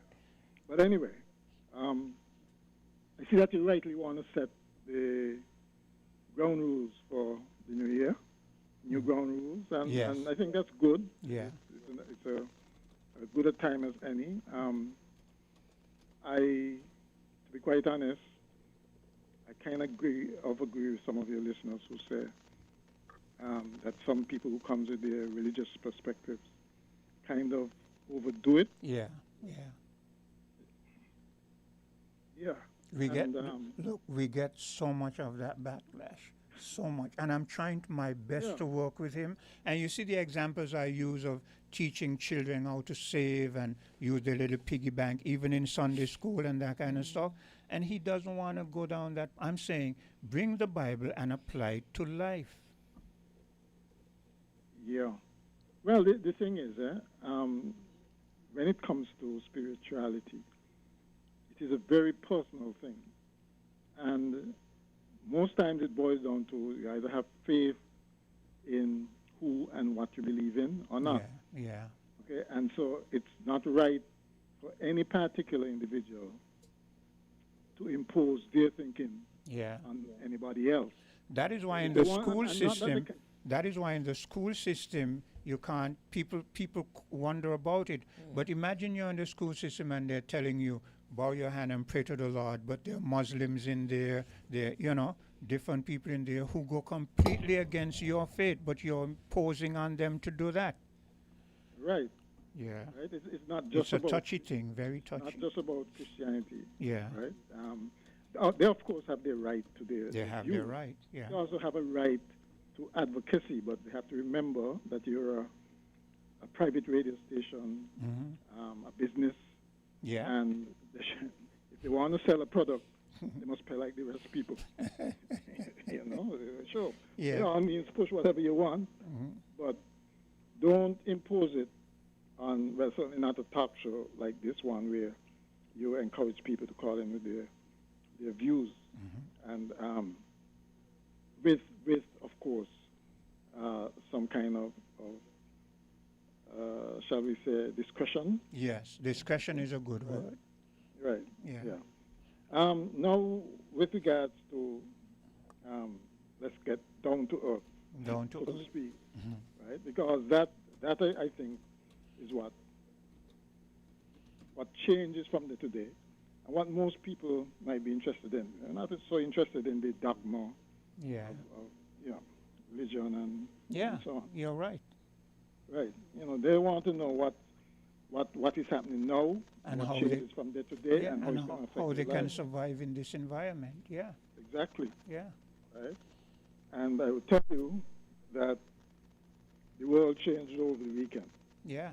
It changed. No uncertain terms. It Just changed. like how at the end of World War II, everybody knew that the world changed. Yeah. It is a similar instance now. Okay? Who don't want to believe that? Well, just give them some time. Yeah, give them time. Yeah. The difference now, I think, is whereas back then it might have been subtle, yeah, and what happened between then and now has been subtle. Yeah, I think you made the point. That is what I right? said it. Yeah. Now it's in your face. Yeah. Yeah, right there. Right. The world is apparently going to be divided up between the big powers, States, Russia, China. Europe seems to have kind of faded a bit. Yeah. And the other big one coming up, which is actually India, they are yet to find their footing, I think. Yeah, I agree with you on that. But I suspect because of the sheer size of the economy and the population, it's only a matter of time before they start asserting themselves as well. Mm-hmm. Okay? And what, to me, is the new mantra is might is right. Yes. If you have the power to do something, yeah, you're going to do it. That I think is what distinguishes Donald Trump's presidency from others. Yeah. The others may have thought the same things, may have done this, tried to do the same things, but in a subtle way. Yeah. Okay? He comes straight out and said, okay, I am going to run Venezuela. And one way or the other. And what is clear is that he has the power to do it. Yeah. Just that. Just that. Right? And he likes to say that America is now respected again. I am not so sure about respect, but I know about the fear. Yeah. Everybody fears what the U.S. would do now. Yeah. Especially with a president like Trump. Yeah. And the strictures that normally happen, that would temper that kind of behavior, outlandish behavior. Yeah. They don't seem to be working. No. You know? Congress and everybody else Everybody goes else. along. Yeah. No, but Right? did they give him permission? Did Congress give him permission to do what he did? Because no, but they're No, just no, not this rhetoric. time around. They're just rhetoric, man. No, they're not this time. Certainly not this time. not any So we time, as know far as that I'm they're talking concerned. about- He just does what he wants. But Mr. McMahon, if you listen to the Democrats and even some of the Republicans who say that they're against how he's doing this, listen to their wording. They say things like, but thank God the Venezuelan people are now free and their dictator is, you understand? That's the rhetoric they're using. Listen to Canada.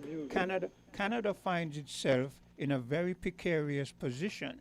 Listen to the wording of the speech from the leader of Canada.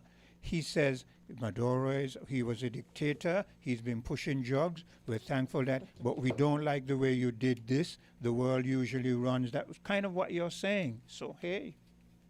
Yeah, that's the usual thing for a lot of people. Yeah. That's how they do things. They say they don't want to come out as being overly critical, so they try to butter it up first with some kind of compliment or you know. That's that's the way that a lot of people handle these things. Yeah. Can't be critical of the government all the time. You have to big them up sometimes. We call that diplomatic rhetoric. That's what it is? That's what it is. Well, some people call it BS. Okay. Anyway, but the thing is, right, it means, what it means for the rest of the world is that Cuba got to watch it, Yeah. Colombia has to watch it, Yeah. Mexico has to watch it, and the thing is they won't even Greenland got to they watch won't it. even settle with Colombia and Cuba No. as being next. They said it outright. Yeah. Outright. Outright. Okay. But it also means it's not just our hemisphere. It's it not. also means that Ukraine is probably going to be left to fend for itself with Yeah. the European powers. Yeah. Because they're going to be spread too thin. It also means that Taiwan is going to have to fend for itself. Right? Yeah. Because there's a conspiracy theory that suggests that, you know, the mere fact. But that this Mr. thing happened- McMahon, you spoke to that before, you know. You spoke to that when we were speaking on a prior occasion, and you said you felt that there was going to be a divvying up of the world. Right. Yeah. You know, over here is mine. You take that. Very much just like they did with Africa, the continent of Africa. Yeah. It's pretty much the same thing. And there's a conspiracy theory that suggests that the mere fact that this happened so easily. Can you think about it? 150 planes in the air over Venezuela, and there's no attempt to shoot them, including helicopters, which were low flying. Yeah. And there's no attempt to shoot at them. No. So some are wondering if this wasn't an inside job, okay, an inside job, and not even the Russians or the Chinese who have interest down there. They may or may not have known about it, but they're looking at it in terms of their interest. Yeah, and saying, good. In terms of their interest. Now the United States does not have any moral right to tell me. And I'm glad you made that. I'm glad you made that point, because I also said it. They wanted the United States to play its hand. Yeah. And the United States has now played its hand. It has now shown that diplomacy has gone out the window. Oh. Might is right in your proximity. And so what this means now is that the UN has become totally irrelevant. But we've said that. I've been saying that all the time. But at least there was an appearance of, okay, the organization was there. There was the General Assembly when all nations, large and small, could voice their opinions on things. But now it's obvious that whatever their opinion is, it does not matter. And so the UN would now have to decide whether it's going to disband or continue this charade of ineffectiveness, because that's essentially what it is. Look, I think they're supposed to have a meeting today to discuss this. All of the United us, States can veto it. All of us, and I say us who have been students of history, all of us who have been students of history, we have seen this playing out. And we have said, and I have said on numerous occasions, that when I was a young boy and I listened to Malcolm X's speech, the one thing I disagreed with him on was that he kept referring to the United Nations and saying, we're going to go to the United Nations, we're going to let them know what we're going through. And even me as a young boy, young man then, knew the hypocrisy of the United Nations. It's just ineffective, right? It has no teeth. Okay, it depends on the big powers who are themselves gonna be more concerned with their own interests. Mm-hmm. They're not concerned with it. I honestly, I don't even know why a lot of these nations bother to go there. But they're good there. Opportunities. That's a holiday more than anything else. They go there because, and I've said it and people don't like to hear it, they go there because they feel like they have arrived. I am the leader. I'm the leader of a country. I'm the leader of Booby Island. I get here's the United speech. Yeah, that's supposed to impress the people back home. You understand? It's ridiculous. It's just a charade, And similarly, just like the United Nations, CARICOM has to take stock now, and do some introspection. Okay, I mean, out there. They came out with a statement which is a nothing burger, really. It's pretty much like what Canada is.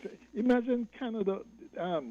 Trump basically indicated that he was interested in Canada becoming part of the United States. Yeah.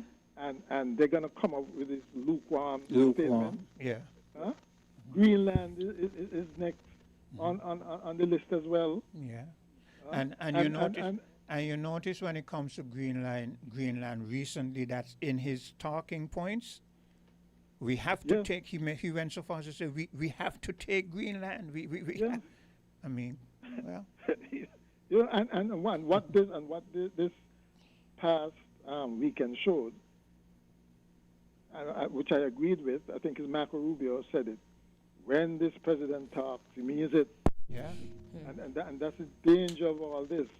That he's going to go through with the things that he's been... people at first were laughing and saying... Mr. McMahon, Canada. Mr. McMahon, let's look back at the election coming up to Trump winning.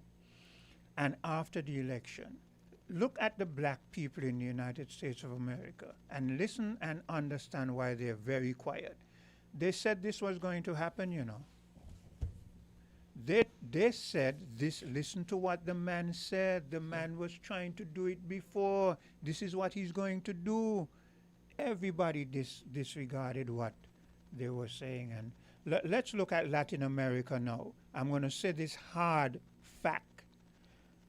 You see what they did to Haiti? This is what they're doing to Venezuela now.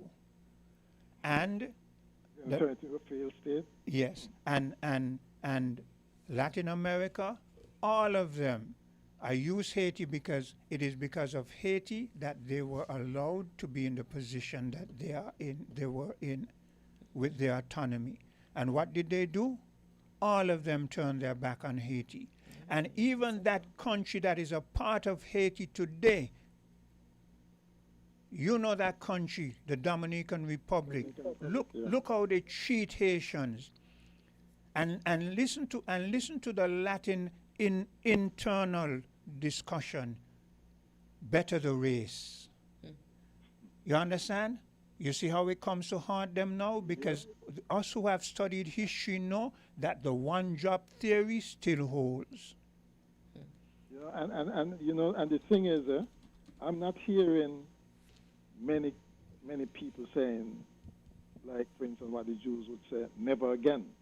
That's it. So we can revert right back to where we were. Right back to where we were. You know, there are some leaders around who feel that cozying up and so on to our once oppressors gonna save them, and it's not. It's not. Okay, it's just not.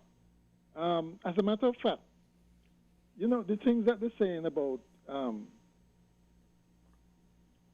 Maduro, it's probably, it's quite likely that some of it is true. Well, you know, they always make truth with lies. Yeah, of course. That's good propaganda. That's how you do propaganda. That's how you don't propaganda works. yeah. Such an outrageous lie. You have to mix in the truth. Yeah, you mix truth with lies. Yeah. But the thing is, what they're saying, I think you made mention of it on the program, where they're saying that he's been using a network in the Caribbean, of leaders in the Caribbean. To push jobs. Right. And you have to wonder. You got to wonder. I think Cotton said it was you who said they have Brown and Gonzalez on the article. Yeah, on the poster. Yeah. And you have to wonder. Well, not so much St. Vincent, but this you can replace oil by the CBI, you know. Yeah. Okay? They're saying that Maduro basically used the oil money to enrich themselves and cronies, okay, at the expense of the Venezuela people. Yeah. So that is one of the excuses they use. That sure, they got a lot of oil and resources and so on, but it's not being used for the benefit of the people. Yeah. Well, just like how we here argue or wonder, where all these billions gone? Yeah. Okay. You know, it's the same.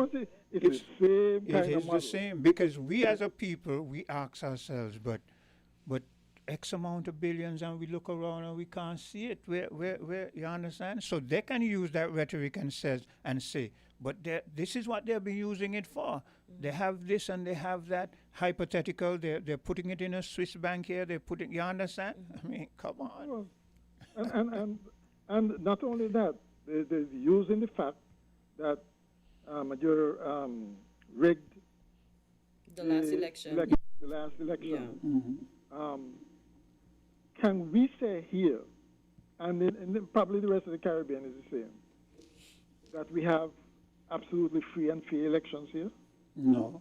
When practically every election is marked by some kind of controversy, when there's not a level playing field, when the ruling parties do not hesitate to use government resources, public resources for the election campaign. Yeah. You know, when so many donors, you know, and here's are contributing to campaigns, and you don't even know how much they're contributing. And we all know that money wins elections. And here's a big thing that has struck me recently. When they lose power, how quickly they are in a position where they are almost helpless. So then the question becomes, when you were in power, what was your party doing with monies? What were they doing in terms of buttressing so that when they become opposition, they have some level of finance? Were they just spending it all, and now they are in a position of thing? You find they're almost non-existent because of money. They're almost non-existent. I don't think they're almost non-existent. Well, You enlighten me because there are certain things you're more aware of than I am. So, I honestly believe that the most recent batch of politicians look after themselves. I would not disagree with you on that. That what happened to our living national hero, where he had to go scrunting for, for a job and so on. Yeah, to pay his mortgages. I think they have decided that is not going to happen to him. They're a very cynical bunch, you know. Yeah. These current crop of leaders that we have. They're very cynical. I will, on the scope of the evidence that we see presently, I would lean towards your suggestion. Of course. And not only that, you have to wonder, but wait, these guys, when they were in opposition, they used to rail against what was going on in terms of our governance issues. Yep. And now they're in a position to, one, do something about it, do cosmetic things, just like their predecessors, and say that, oh, look, now we've done this, and the things still remain the same. Yeah. There's that, and two, they don't hold those who left power accountable. Yeah, that's another You got to wonder, well, wait, how come, and why you think they wouldn't do that? They don't want to be in a position like that either. That's it. Yeah. So they're holding each other's. Guys, you know, it's a very cynical kind but of. But Mr. McMahon, let me ask you this question: how do we move forward now? This is a new year, 2026. As a people, as a Caribbean people, and I'm going to use this as a predominantly black people. How do we survive in this environment? Well, you're not going to like the answer. Go ahead. But, Quint, we cannot survive in this area without our big brother to the north. I think we had that kind of argument already, you know. We are small, vulnerable. We ain't got no army, no nuclear weapons. We don't have anything that they really want. Okay. But we have what we have what they want. Sunshine. We have what they want, Mr. McMahon. That is a big land in their proximity, in their backyard. They want that now. They realize that they let it go, and this is why we're seeing big enclaves and big things in Nevis and the SSZs and this. They want back the beautiful parts. They don't want to stay up in the white powder for too long. And therefore, it is incumbent on us to make sure that at least that doesn't happen. But how do we do that? That's what I'm saying. Because if I'm going to use your big brother theory, let's use a big brother theory. I have a big brother. My big brother knows that the parents will punish him. Now, this is a hypothetical because we don't know who can punish the U.S. But follow me. My big brother knows that he will be punished by our parents if they know he is abusing me. Like when we go down there, he scuffs me up and he takes away my lunch money and he make. I know they know that, he knows that, but I am so intimidated by him, right? That whenever we leave that yard, he takes my money, he goes and he goes. So what am I supposed to do? Am I supposed to? I know if I go back and I tell my parents, they're going to whoop him and then he's going to take it out on me. But I also know that I do not, and this is me now speaking from my own mentality. I also know that I have a certain individual pride, and I know he's gonna beat me up. But one of these days when he's not looking, I'm gonna bust his head, right? Well, I know. Listen to tell me. you- Follow me. Follow me. Follow me. I know when he gets that bus head, he's gonna beat me up. But the next time when Oh, he's you know that. but listen, follow me. But you're looking at my mentality and the mentality of our slave foreparents. This is why we are in the position. So I bust his head, and he beats me up. But a week and a half later, I bust his head again, and he beats me up. And a month later, I bust his head again. You know what is going to happen? He is going to realize is either that he kills me, which he's not going to do, or he stops taking away my money. So when we go out of the yard, all of a sudden, he keeps his money and I keep mine. And we survive. He's still the big brother. He still has the ability to cuff me up and beat me up, but he knows there'll be consequences. Yeah. Now, here's the consequences. You think the rest of the world isn't seeing what the big brother is doing? The brother that you just spoke about, that he's beating up the little proximity islands there? What you think the rest of the world is going to do? They're going to put themselves in a position that big brother doesn't do the same to them that he's doing to me. This is why I say the world is going to change. So I hear what you're saying, and I don't disagree with what you're saying, but my question is, how do we survive? I'll tell you something, Quinn. Right? First of all, pride don't pay the bills, as someone said. It's a very cynical statement, okay?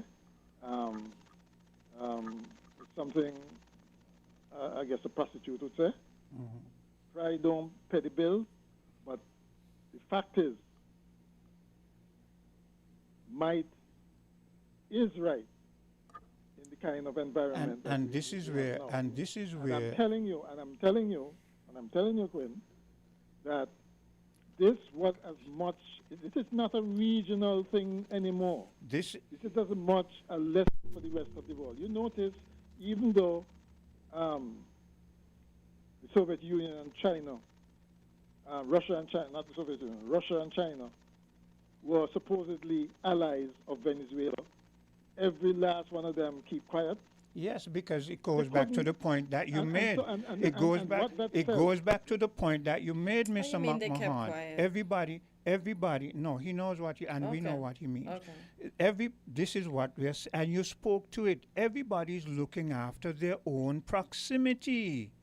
Right. But you have to fix your house before you could go out and try to put anyone else so Mr. McMahon, this is where Mr. McMahon, I disagree with you, because what you're saying is because might is right, whatever the U.S. says to our leaders now and to us, we must just do it. And I disagree with you. I am saying that there's... But then you must have a fallback. You must say, okay, I disagree, and then what? What the U.S. is clearly saying is, listen, do as I say. Or else. Nobody going to come from far away to help you. Mm-hmm. Stop flirting with China, right? This is my backyard. Do as I say. If you don't, if you think these leaders didn't get that message? Mr. McMahon, I have already admitted I agree with what you're saying, but I am saying, again, I go back to the question, how do we, let me put emphasis on this word, how do we survive? How do we survive? You're saying we only survive by... Work with your mouth shut. This is where I disagree with you. I am disagreeing with you vehemently that we... No, you didn't disagree with me. If our foreparents had done that, we would not be in the position we are in today. They would have said, work with your mouth shut and be hung, be raped, be whatever. Do not let them feel any consequences. What I'm saying, we may not see it presently, but there, David and Goliath, there's somewhere that Goliath has a weak point. We now, if we're going to survive, we have to work in unity to find it. I don't know what it is. I don't know how it will show itself, but it is there. Quinn, the emphasis was on work. With your mouth shut came after. right? Okay. Because if Okay. our forefathers, Okay, so I hear you now. I hear if our you. forefathers didn't do that, Okay. we wouldn't have any mouth. Okay? I hear you now. So you now you're and now even you yourself. now even you're you agreeing yourself. with me. I understand now what you mean by work. Right. Okay. And I hear even you. Even you yourself, in the example you gave, with The brother. Russian head and, Yes. and so on. That's essentially what you're saying there is guerrilla tactics. Yes. Which is what works if you have a superior.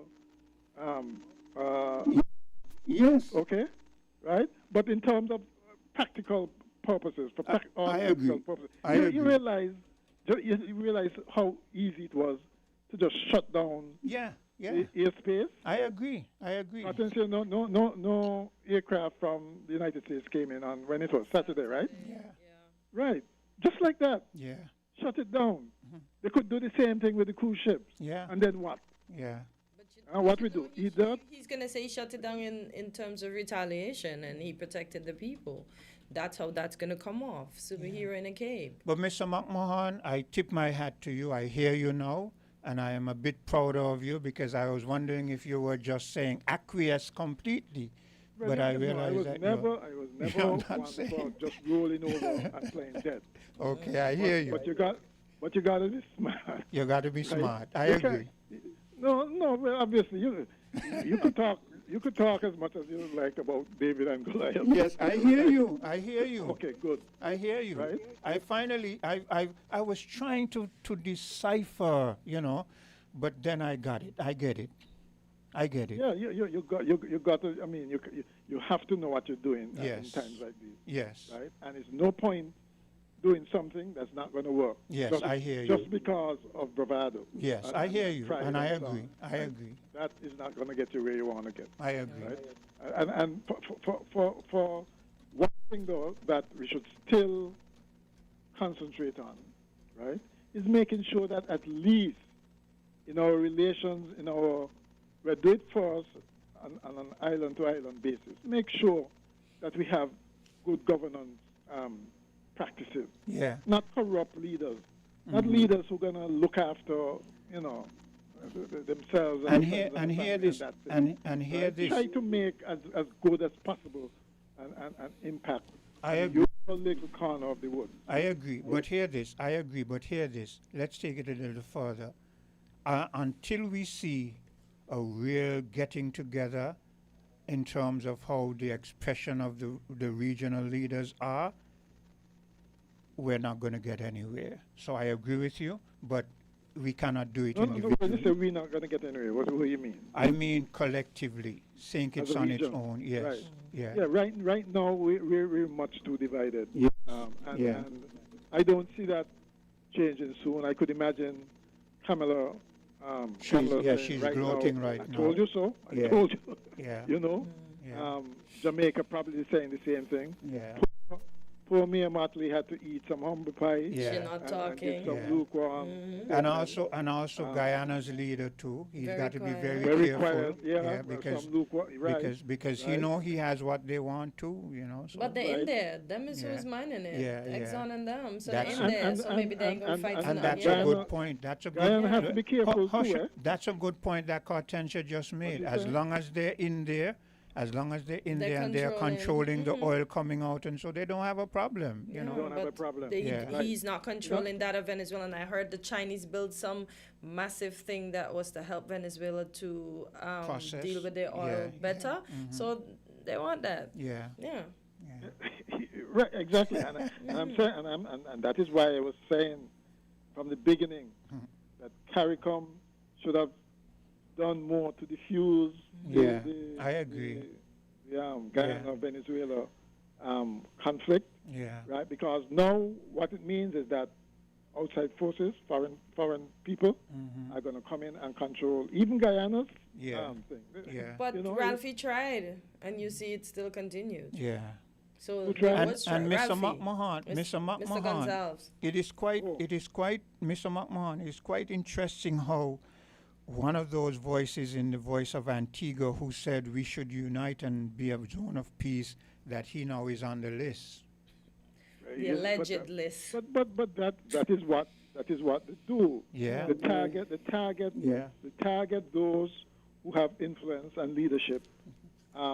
Make examples of them, and that's it. Yeah. Why do you think they went after our CBI so early? Yeah. Because we were leaders in the field. Yeah. But you know, our CBI requires persons living here now, and not just paying and getting their passports. We're forced to make those, as part those of the reformation for 2026. But I suspect there'll be continued pressure on that to keep us in our place. Yeah. There is no way, no. And the other Latin American leaders better wake up and they better wake up. That the U.S., they have declared their hand and basically said, this is our hemisphere. Yeah. Right? All of you all might as well just apply to be to get Puerto Rican status.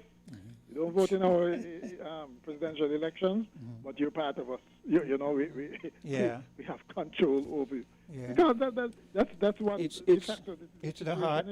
the harsh reality. We might as well face the realities of life. You know that's just poor Dr. Drew went in became chairman at a bad time. Hold a second. There's another caller. Hello, caller.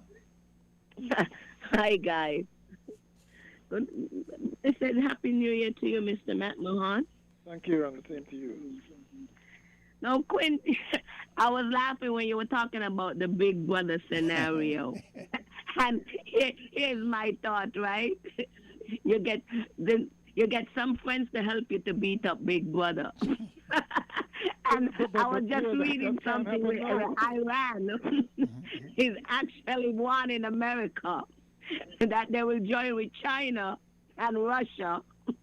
So, you see, they want team up to beat Big Brother. Well, you see, this is what Mr. McMahon is saying now. Because of what the U.S. has done in our proximity, the rest of the world is now going to start falling in line, and everybody's going to pick their space and whose side they're on.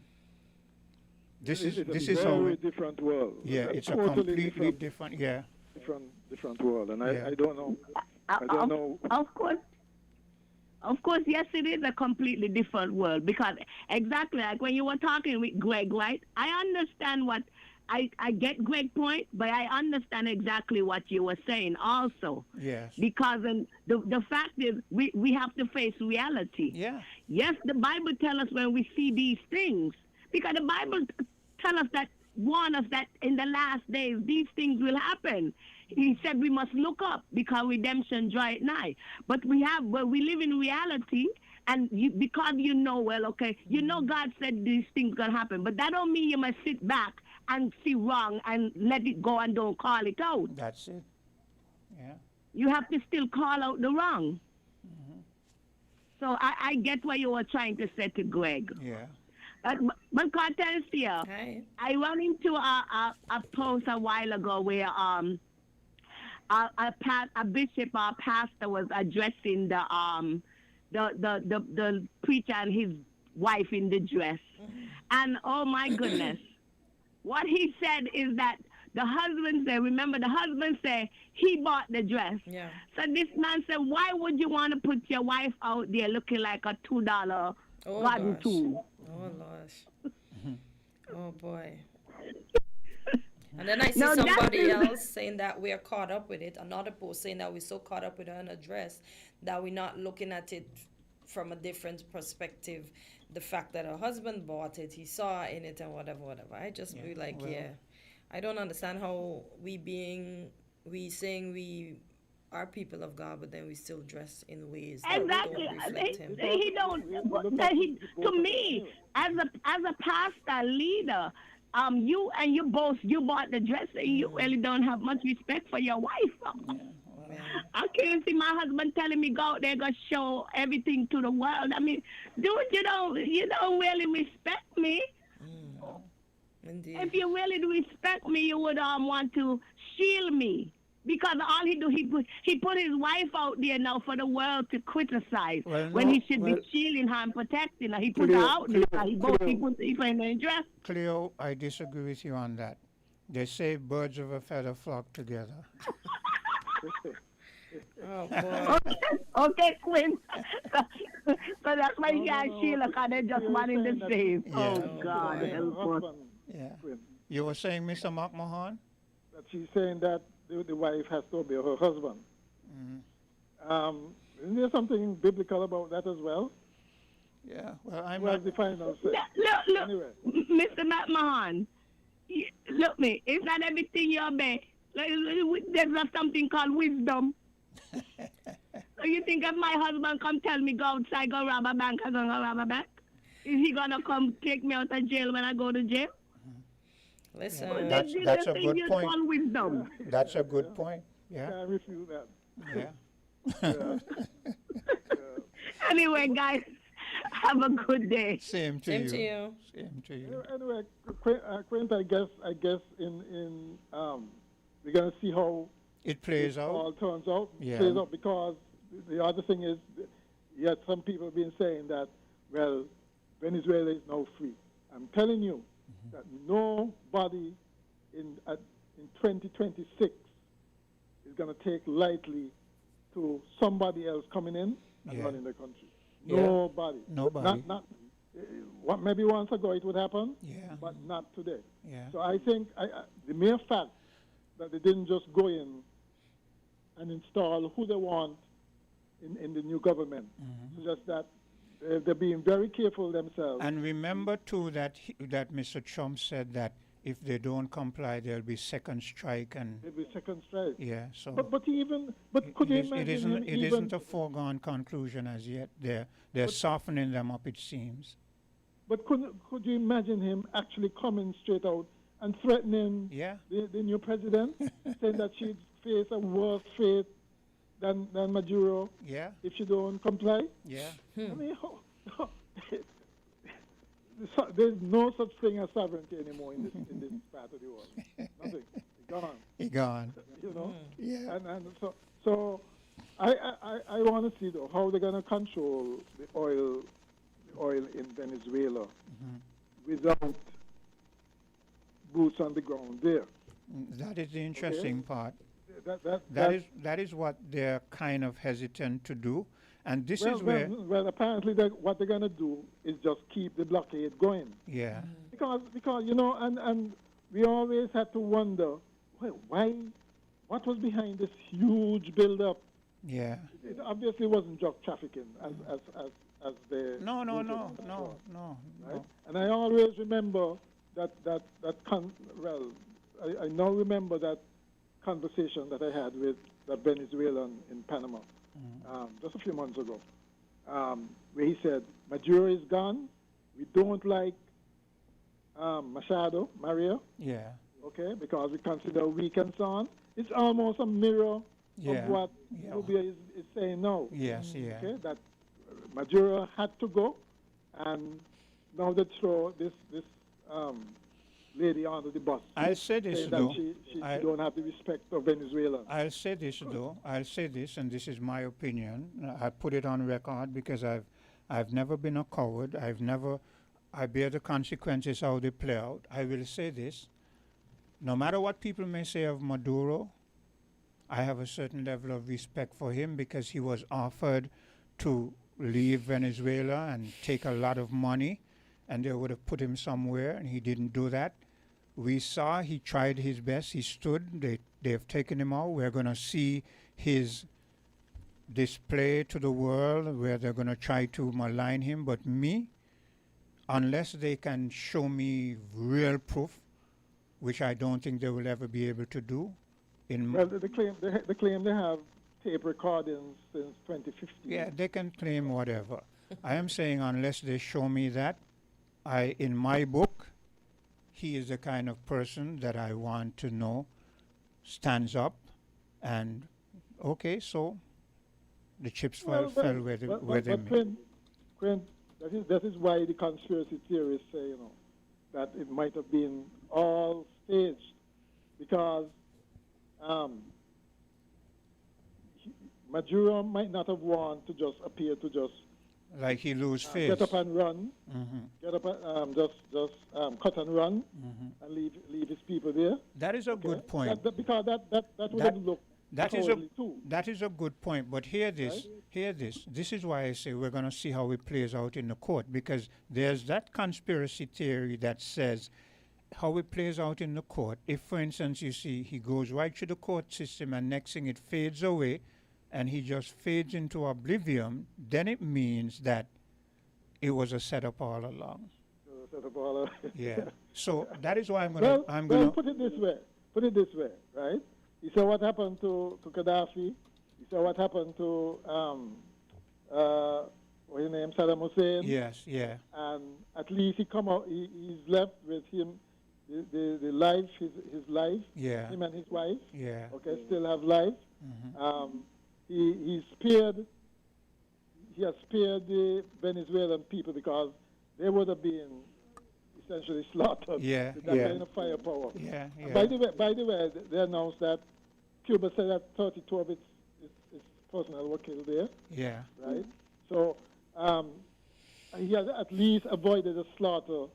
That is true. Because that is something. I still don't understand. And that is how easy something. it was. That is something I had predicted. I remember some time ago I told you this is the only thing I felt that they were going to do, they could do, because that is why they put that big aircraft carrier in that proximity, and they could not move away from this without win disgrace. They had to follow something, and I felt the only means was to bomb Venezuela, and I said it.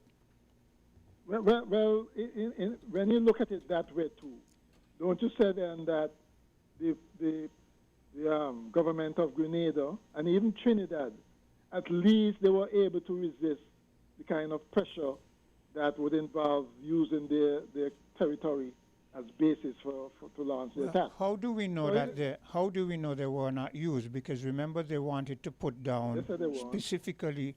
They wanted to put down those radar things, and those radar things are very, very important when it comes to dealing with traffic and blocking. Jamming stuff. Yeah, and we know that is what they did. They completely blocked out the Venezuela's ability to communicate. Right. Yeah. That is what they did. What I'm saying is they could have used their airports, the airstrips as basis to launch an attack, and at least. As far as we know, they have not. I think, as far as I know, they resisted that. Okay. So maybe they are working with their mouth shut. Maybe.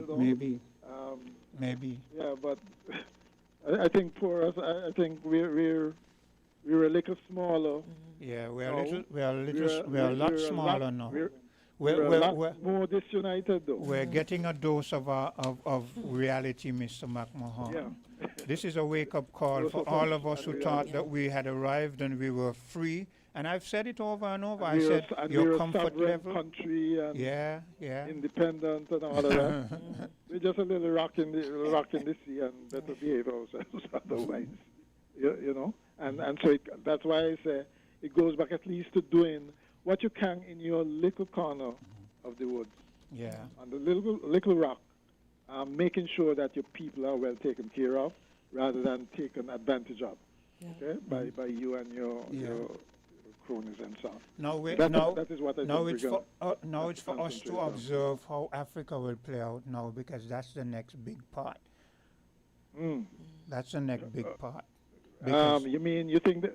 Yeah, but you see, the thing is, nobody can claim that, as of now, nobody can claim that is their sphere of influence, right? Whose sphere of influence? Okay, we can understand the U.S.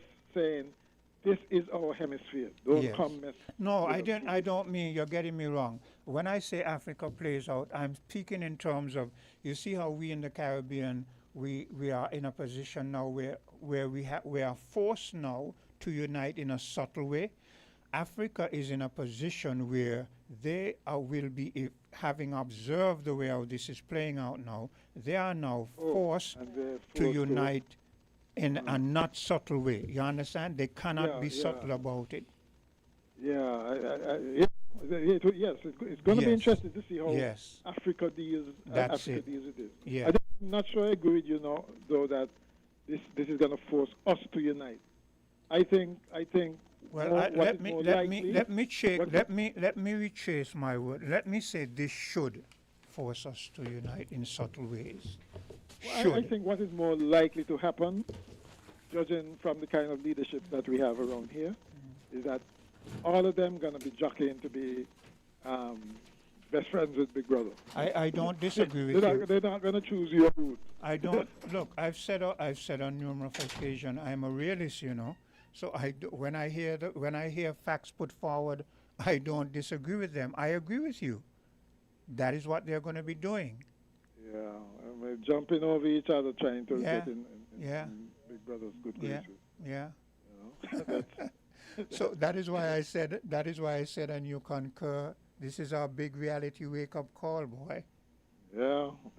And the thing is, I don't even think that we could say that, well, Trump only has 3 more years, and then all this goes away. I think this is irreversible, you know. I think that if we are not careful, the United States, this is a heavy thing to say, if we're not careful, the United States has better be careful how history plays out in relation to Mr. Trump. How you mean? We do not know how easily he will step aside after these 2 years. Oh. You mean the implications for the U.S. itself? Well, let's see. As I said, only time will tell. Let's see. He has already shown that power. You see what he has done in terms of moving a lot of those generals and making sure he has puppets. And look at history again.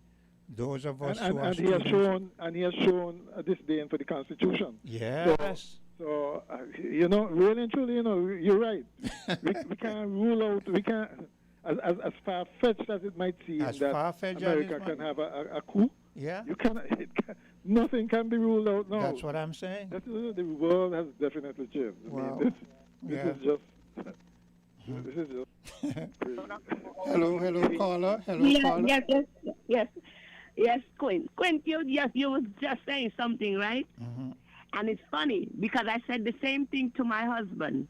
This thing, we keep talking about dictatorship, right? But I said to my husband the other day, I think it was 2 days ago, the next election, remember, he is not going to want to come out. He's an aspiring dictator. No, he's not going to want to come out. Now, let me say this. We're just speculating here, but we're going on how things have played out so far and history. Exactly, Quinn. The way how things is going. Yeah. The way how things is going, and you listen to him. Because remember, by the Constitution, he's not allowed to run again. So, but for him, he would want to change that so he can. Even if you follow the Constitution, what he has done is an act of war, and that was not sanctioned by Congress. So as Mr. McMahon says, he just throws these things away and does what he wants. Exactly. He practically threw the book out the window. Yeah. He do as he likes. So he right now, he's an aspiring dictator. If he could be in power for eternity, he will stay there. Well, let's keep. That's what I think. That's what I look at things. Do you think though that the ordinary American? It's interesting. It would be interesting to hear for them to poll how they think about things like these. You know, because it's one thing for them to be inflicting this on other nations. When it comes close to home, okay, it might be another thing altogether. And so the big thing gonna come in the midterm elections to see how Americans react to something like this, and to see if it actually has a bearing on how they're gonna vote in the election. Because you know we have to wonder how easy it is for history to be reversed, for history to repeat itself. Yeah. for things to go back to. And interestingly, he Mr. McMahon. the same thing, you know. Make America great again. Yeah. Mean going back to how it was. Yes. So this is going to have implications not only for foreign governments, foreign nations, but for America itself. Yeah. I mean, who wants America to go back to the 1950s when they had? But Mr. McMahon, what do he consider make America great again? What is that? Enslaving black people? We don't know. I mean, when you look at things right now for us here in America, right? Everything is literally collapsing around us. The prices of everything is sky high, to the roof. Yeah. We live in a country where told that we are the richest in the world, and this medical system is falling apart. Everything is falling apart. The So what effects. great is he making it great again? Is he really making it great again? To me, he's more destroying it. America right now is grappling for respect. It have lost its respect. It's losing its respect. It don't really have that pull that it used to. Yes, but Cleo, he does not care about that. He's doing to the American people subtly what he's blatantly doing to us. Look at how he used ICE and those kind of stuff to deal with the American public if they want to protest certain things and so forth. This is a subtle way of, if you go back at history, you see these things playing out. And Mr. McMahon is not wrong. How far does this go? It reminds us of Raskalunji saying that there was this individual from Blackwater who said, we are going to recolonize the world. But that's what I mean when I said that he means. Hold Cleo, let me hear Mr. McMahon. Yeah, Cleo, I was going to say, things might be falling apart for the average American, but for the top 1 or 5%, things are good. Things are good. Well, we know that. And those who are We're not blind to that. Well, no. I don't know if people playing blind, but I'm not blind to that. Well, I know they're living on the high heart. They enjoying life. Life is good for them, but the average man is who is suffering. Look at the way they vote, and I suppose they would say, well, you do the same thing too. You make sure you prop up your elites and so on. They, regardless of what government is in power, they're good. All right. Yeah. And maybe that's it. Maybe that it's a general voter thing where, as Elimat said, the poor vote, the poor number the rich in every election, yet the poor vote for the rich rich. in every election. Yeah, so maybe that's how things are supposed to be. Yeah. I don't know. You know? Well, I guess it's up to the people. At the end of the day, it's up to the people, because then right now the Democrats fighting to get back the House or the Senate, and I know if they get them back, they're gonna impeach him. At least they will try. But they have impeached him already. Yeah. And what has that done? he's still. But look, me. This thing is very ticklish, okay? Very ticklish. Mr. McMahon, let's look at Europe and the sort of a position Europe is in. That is another lesson that we can learn from, because Europe was falling over itself to appease Big Brother, right? And see what Big Brother has done to Europe? Yep. Yeah. But there's another facet to that, and that is Germany.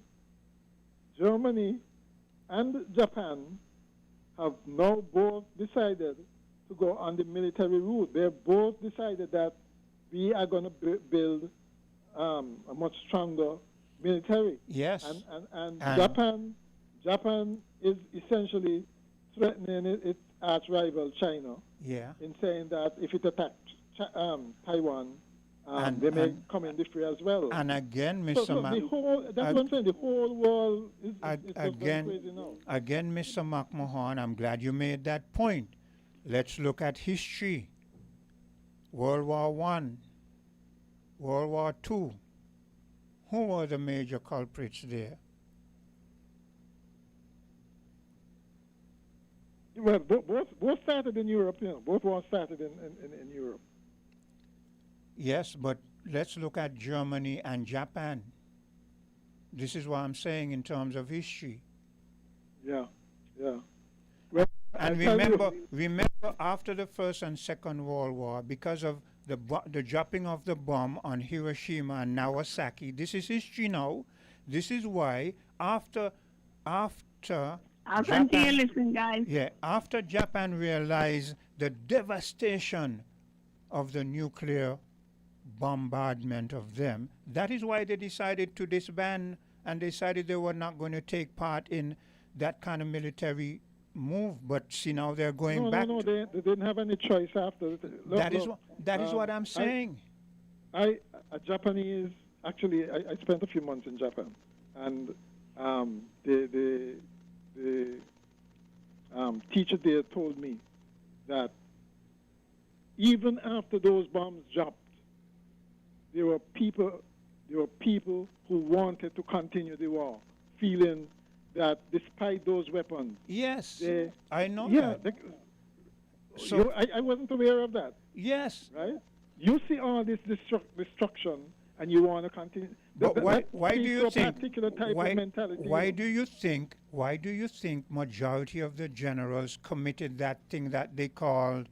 Where they killed themselves because they felt it was a disgrace.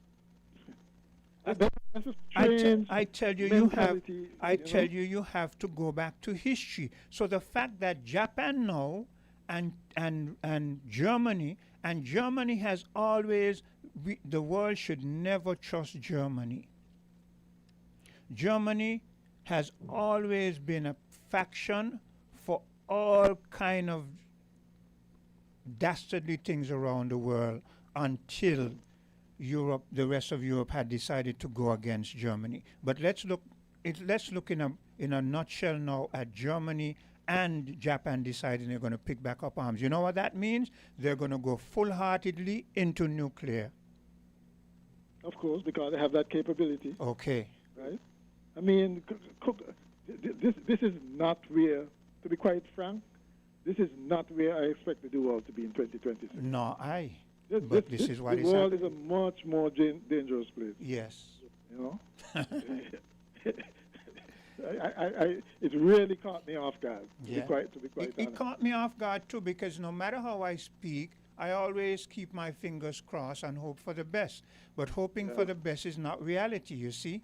So now we've gotten that reality check. And that is why I ask you, how do we survive? And I like your answer, work with your mouth shut. I agree. This is strange. I mean, this is just unfathomable.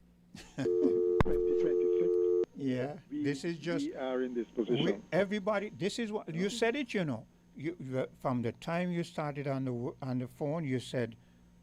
The world changed. The world changed. The world has changed. It didn't have no World War III.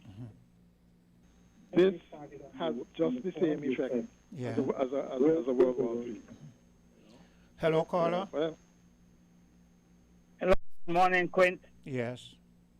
And good morning to the listeners home and abroad. Good morning to Mr. McMahon on the other end. Yeah. So timely a conversation. And rightly so, Mr. McMahon would give his analysis. I want to put the horse in front of the cart by starting as to where the conversation is right now. And there was a Russian think tank, an older man, who said probably back in 2019, 2020, about how they would agree to carve up the earth in terms of the nations. And they did agree, he did agree that, well, let's not stop Trump. Let us help Donald Trump. Let us help him to achieve his endeavors, right? Because we will take And then what it seems like, Europe is going to be given to Putin. The Americas is going to be given to America, Donald Trump. Asia is going to be given to China. Well, who Africa is going to be given to?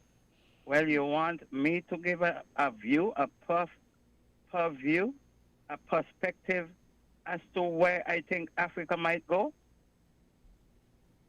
Recently, Benjamin Netanyahu, the Prime Minister of Israel, decided to recognize Somaliland, Somalia, a broken off part of what we call the Horn of Africa.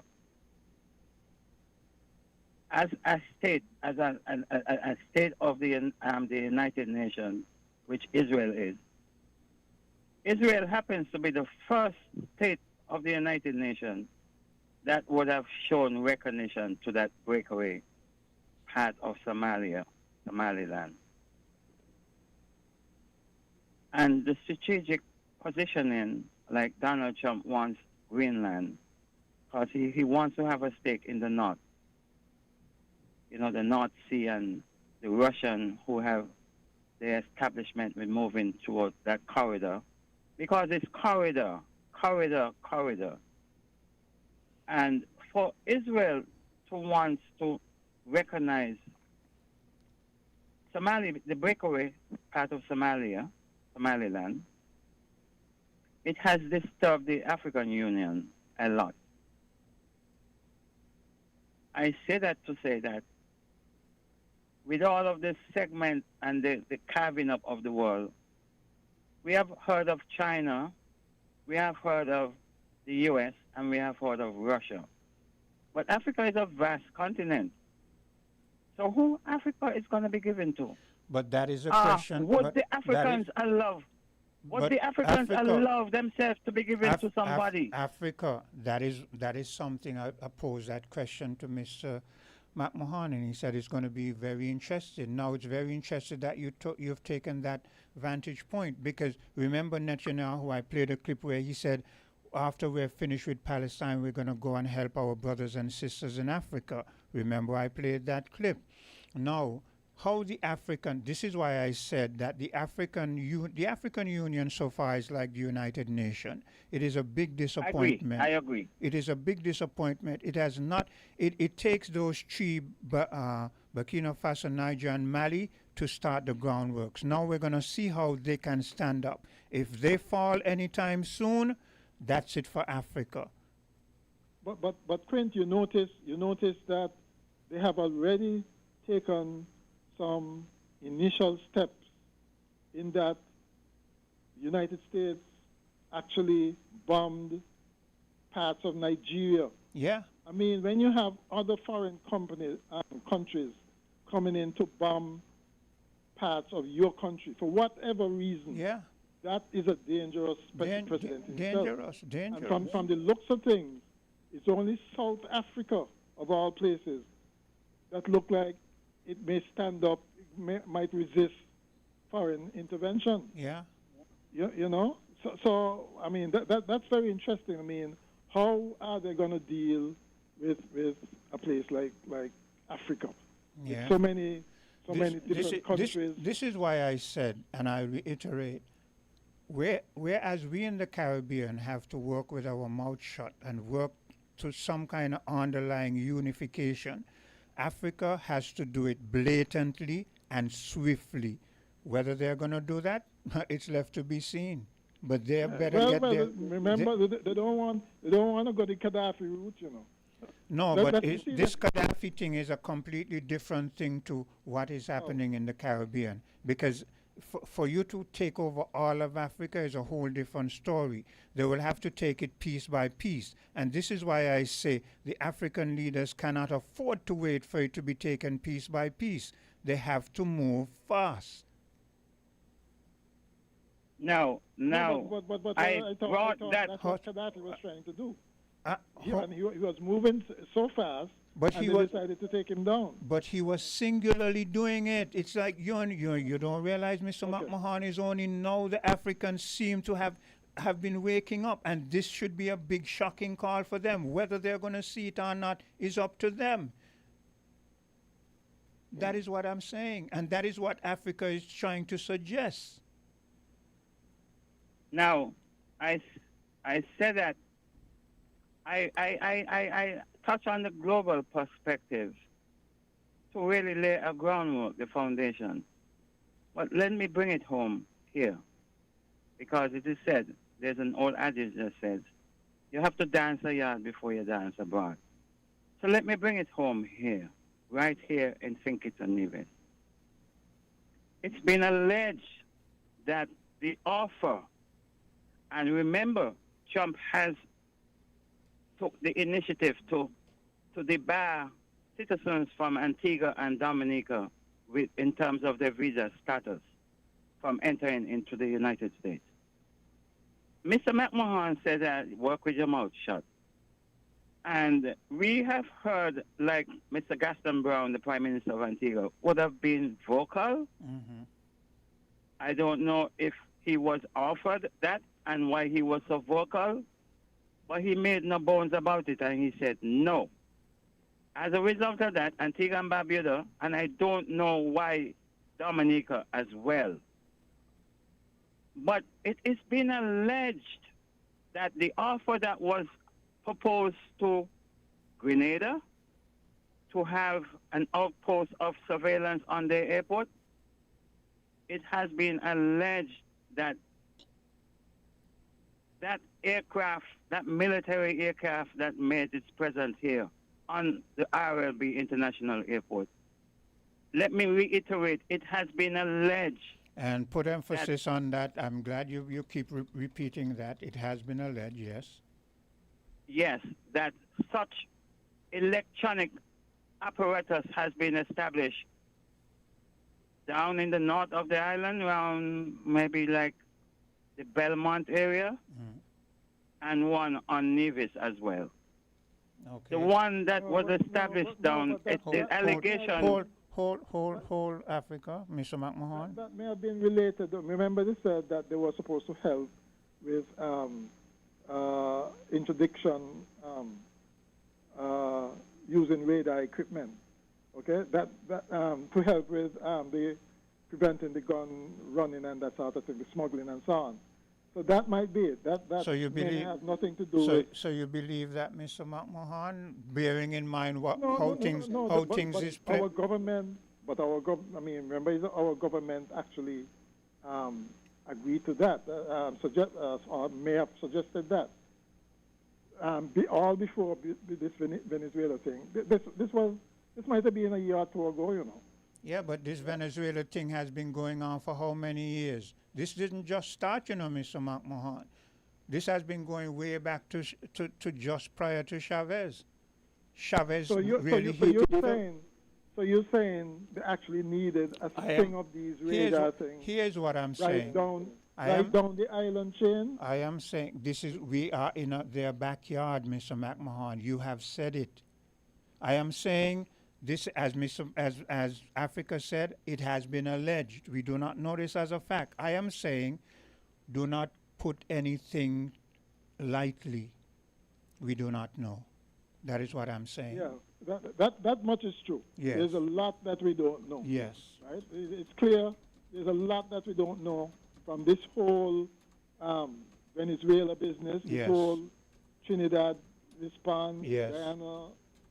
I mean, Grenada. This is actually geopolitics. This is not. That is what I've been. Why you think I used to play all of those geopolitical clips? You know. Because Quint. Yes. If it is just on the basis of our CBI, Antigua and Barbuda and Dominica is not the only CBI countries. Yeah, that's true. So if the debarment of Antiguan citizens and Dominican citizens was on the basis of the premise of the CBI, yeah, that's just like some other Caribbean islands that are members of that CBI program would have been implicated in the debarment. Maybe our turn is coming in that aspect of it. But the allegation is that 2 surveillance apparatus was established on St. Kitts and Nevis. The one in the north would have probably covered some of the neighboring islands, and the one in the south would have probably covered some of the other neighboring islands south of us. If that was true, though, you would have seen. I mean, the type of equipment needed for that coverage would have been very visible. It ain't a small little piece of equipment. So I don't believe that is actually so. Like I said, we don't know. But yes, that point that you made, Africa, about if it is the citizenship by investment, let's look at Mr. McMahon and Africa. You notice that one of the big things that they hit Marco Rubio with in a particular interview with a particular individual, male individual, they keep bringing up this thing that, but you're saying that he was running drugs, but you pardoned this individual. You remember that? Yeah. And they keep, if you look and you see different interviews with different people, they keep bringing up this in the U.S. now. Those journalists keep bringing up, they keep juxtaposing, but it is contradictory. Because it ain't making sense. Yes, that is what I'm saying. So Africa's point is quite valid because it's not making sense.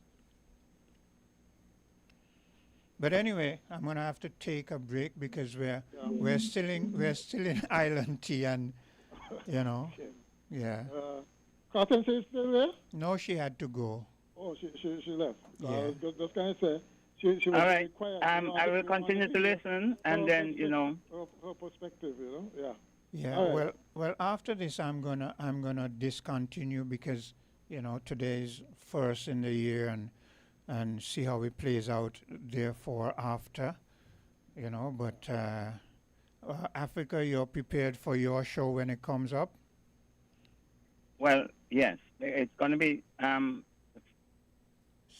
coming Wednesday, going to be the first Wednesday, and then the second Wednesday. Yeah. I'm well prepared, yes. Okay, so thanks for listening. All the best to both of you. In between time, we will present some geopolitics and other matters pertaining to our regions. Yes. And how would we survive? How would we survive? That is important. Because remember the lady now, that the vice president under Maduro, she is actually disclosing some things, and then they ask, and journalists asked Donald Trump about, well, what would be his take as to what she is saying, and then the pushback is like, oh, we will be more ferocious than Maduro, if anyone wants to stand in the way. Mr. McMahon spoke to that. Yeah. I was just going to say, Quint, okay, good. Just so that you can handle the backlash. Since I've been on so long, I was using the overseas line. Yes. So your local lines weren't affected. anybody could still have called in. Yes. Okay, Well, I would use the overseas line. Well, thanks for looking out for my interests. Yeah. Okay. Okay then. Okay then. Take care. Okay, so that's how we're gonna conclude this for today. It has been a pleasure as always. We went kind of in depth because this year, 2026, is not starting as the years usually have. We are in a complete different position. It is a very, very precarious position that we're in, and how we're gonna step through the landmines to survive as a people in the Caribbean is going to be very interesting. This is why I said on numerous occasions, and I will reiterate, the fact that we are comfortable referring to ourselves as a West Indian people as opposed to a Caribbean people when we are in the Caribbean Sea, and our higher institution of learning still feels comfortable holding on to the name University of the West Indies. You might have thought that they were trivial things, but now, lo and behold, you see that these things fit right into the margin of the reality that if we are the West Indies, then it is that we have conformed to and accepted that we are a lie, have been living a lie, will continue to live a lie, and therefore will continue to be subservient to our masters.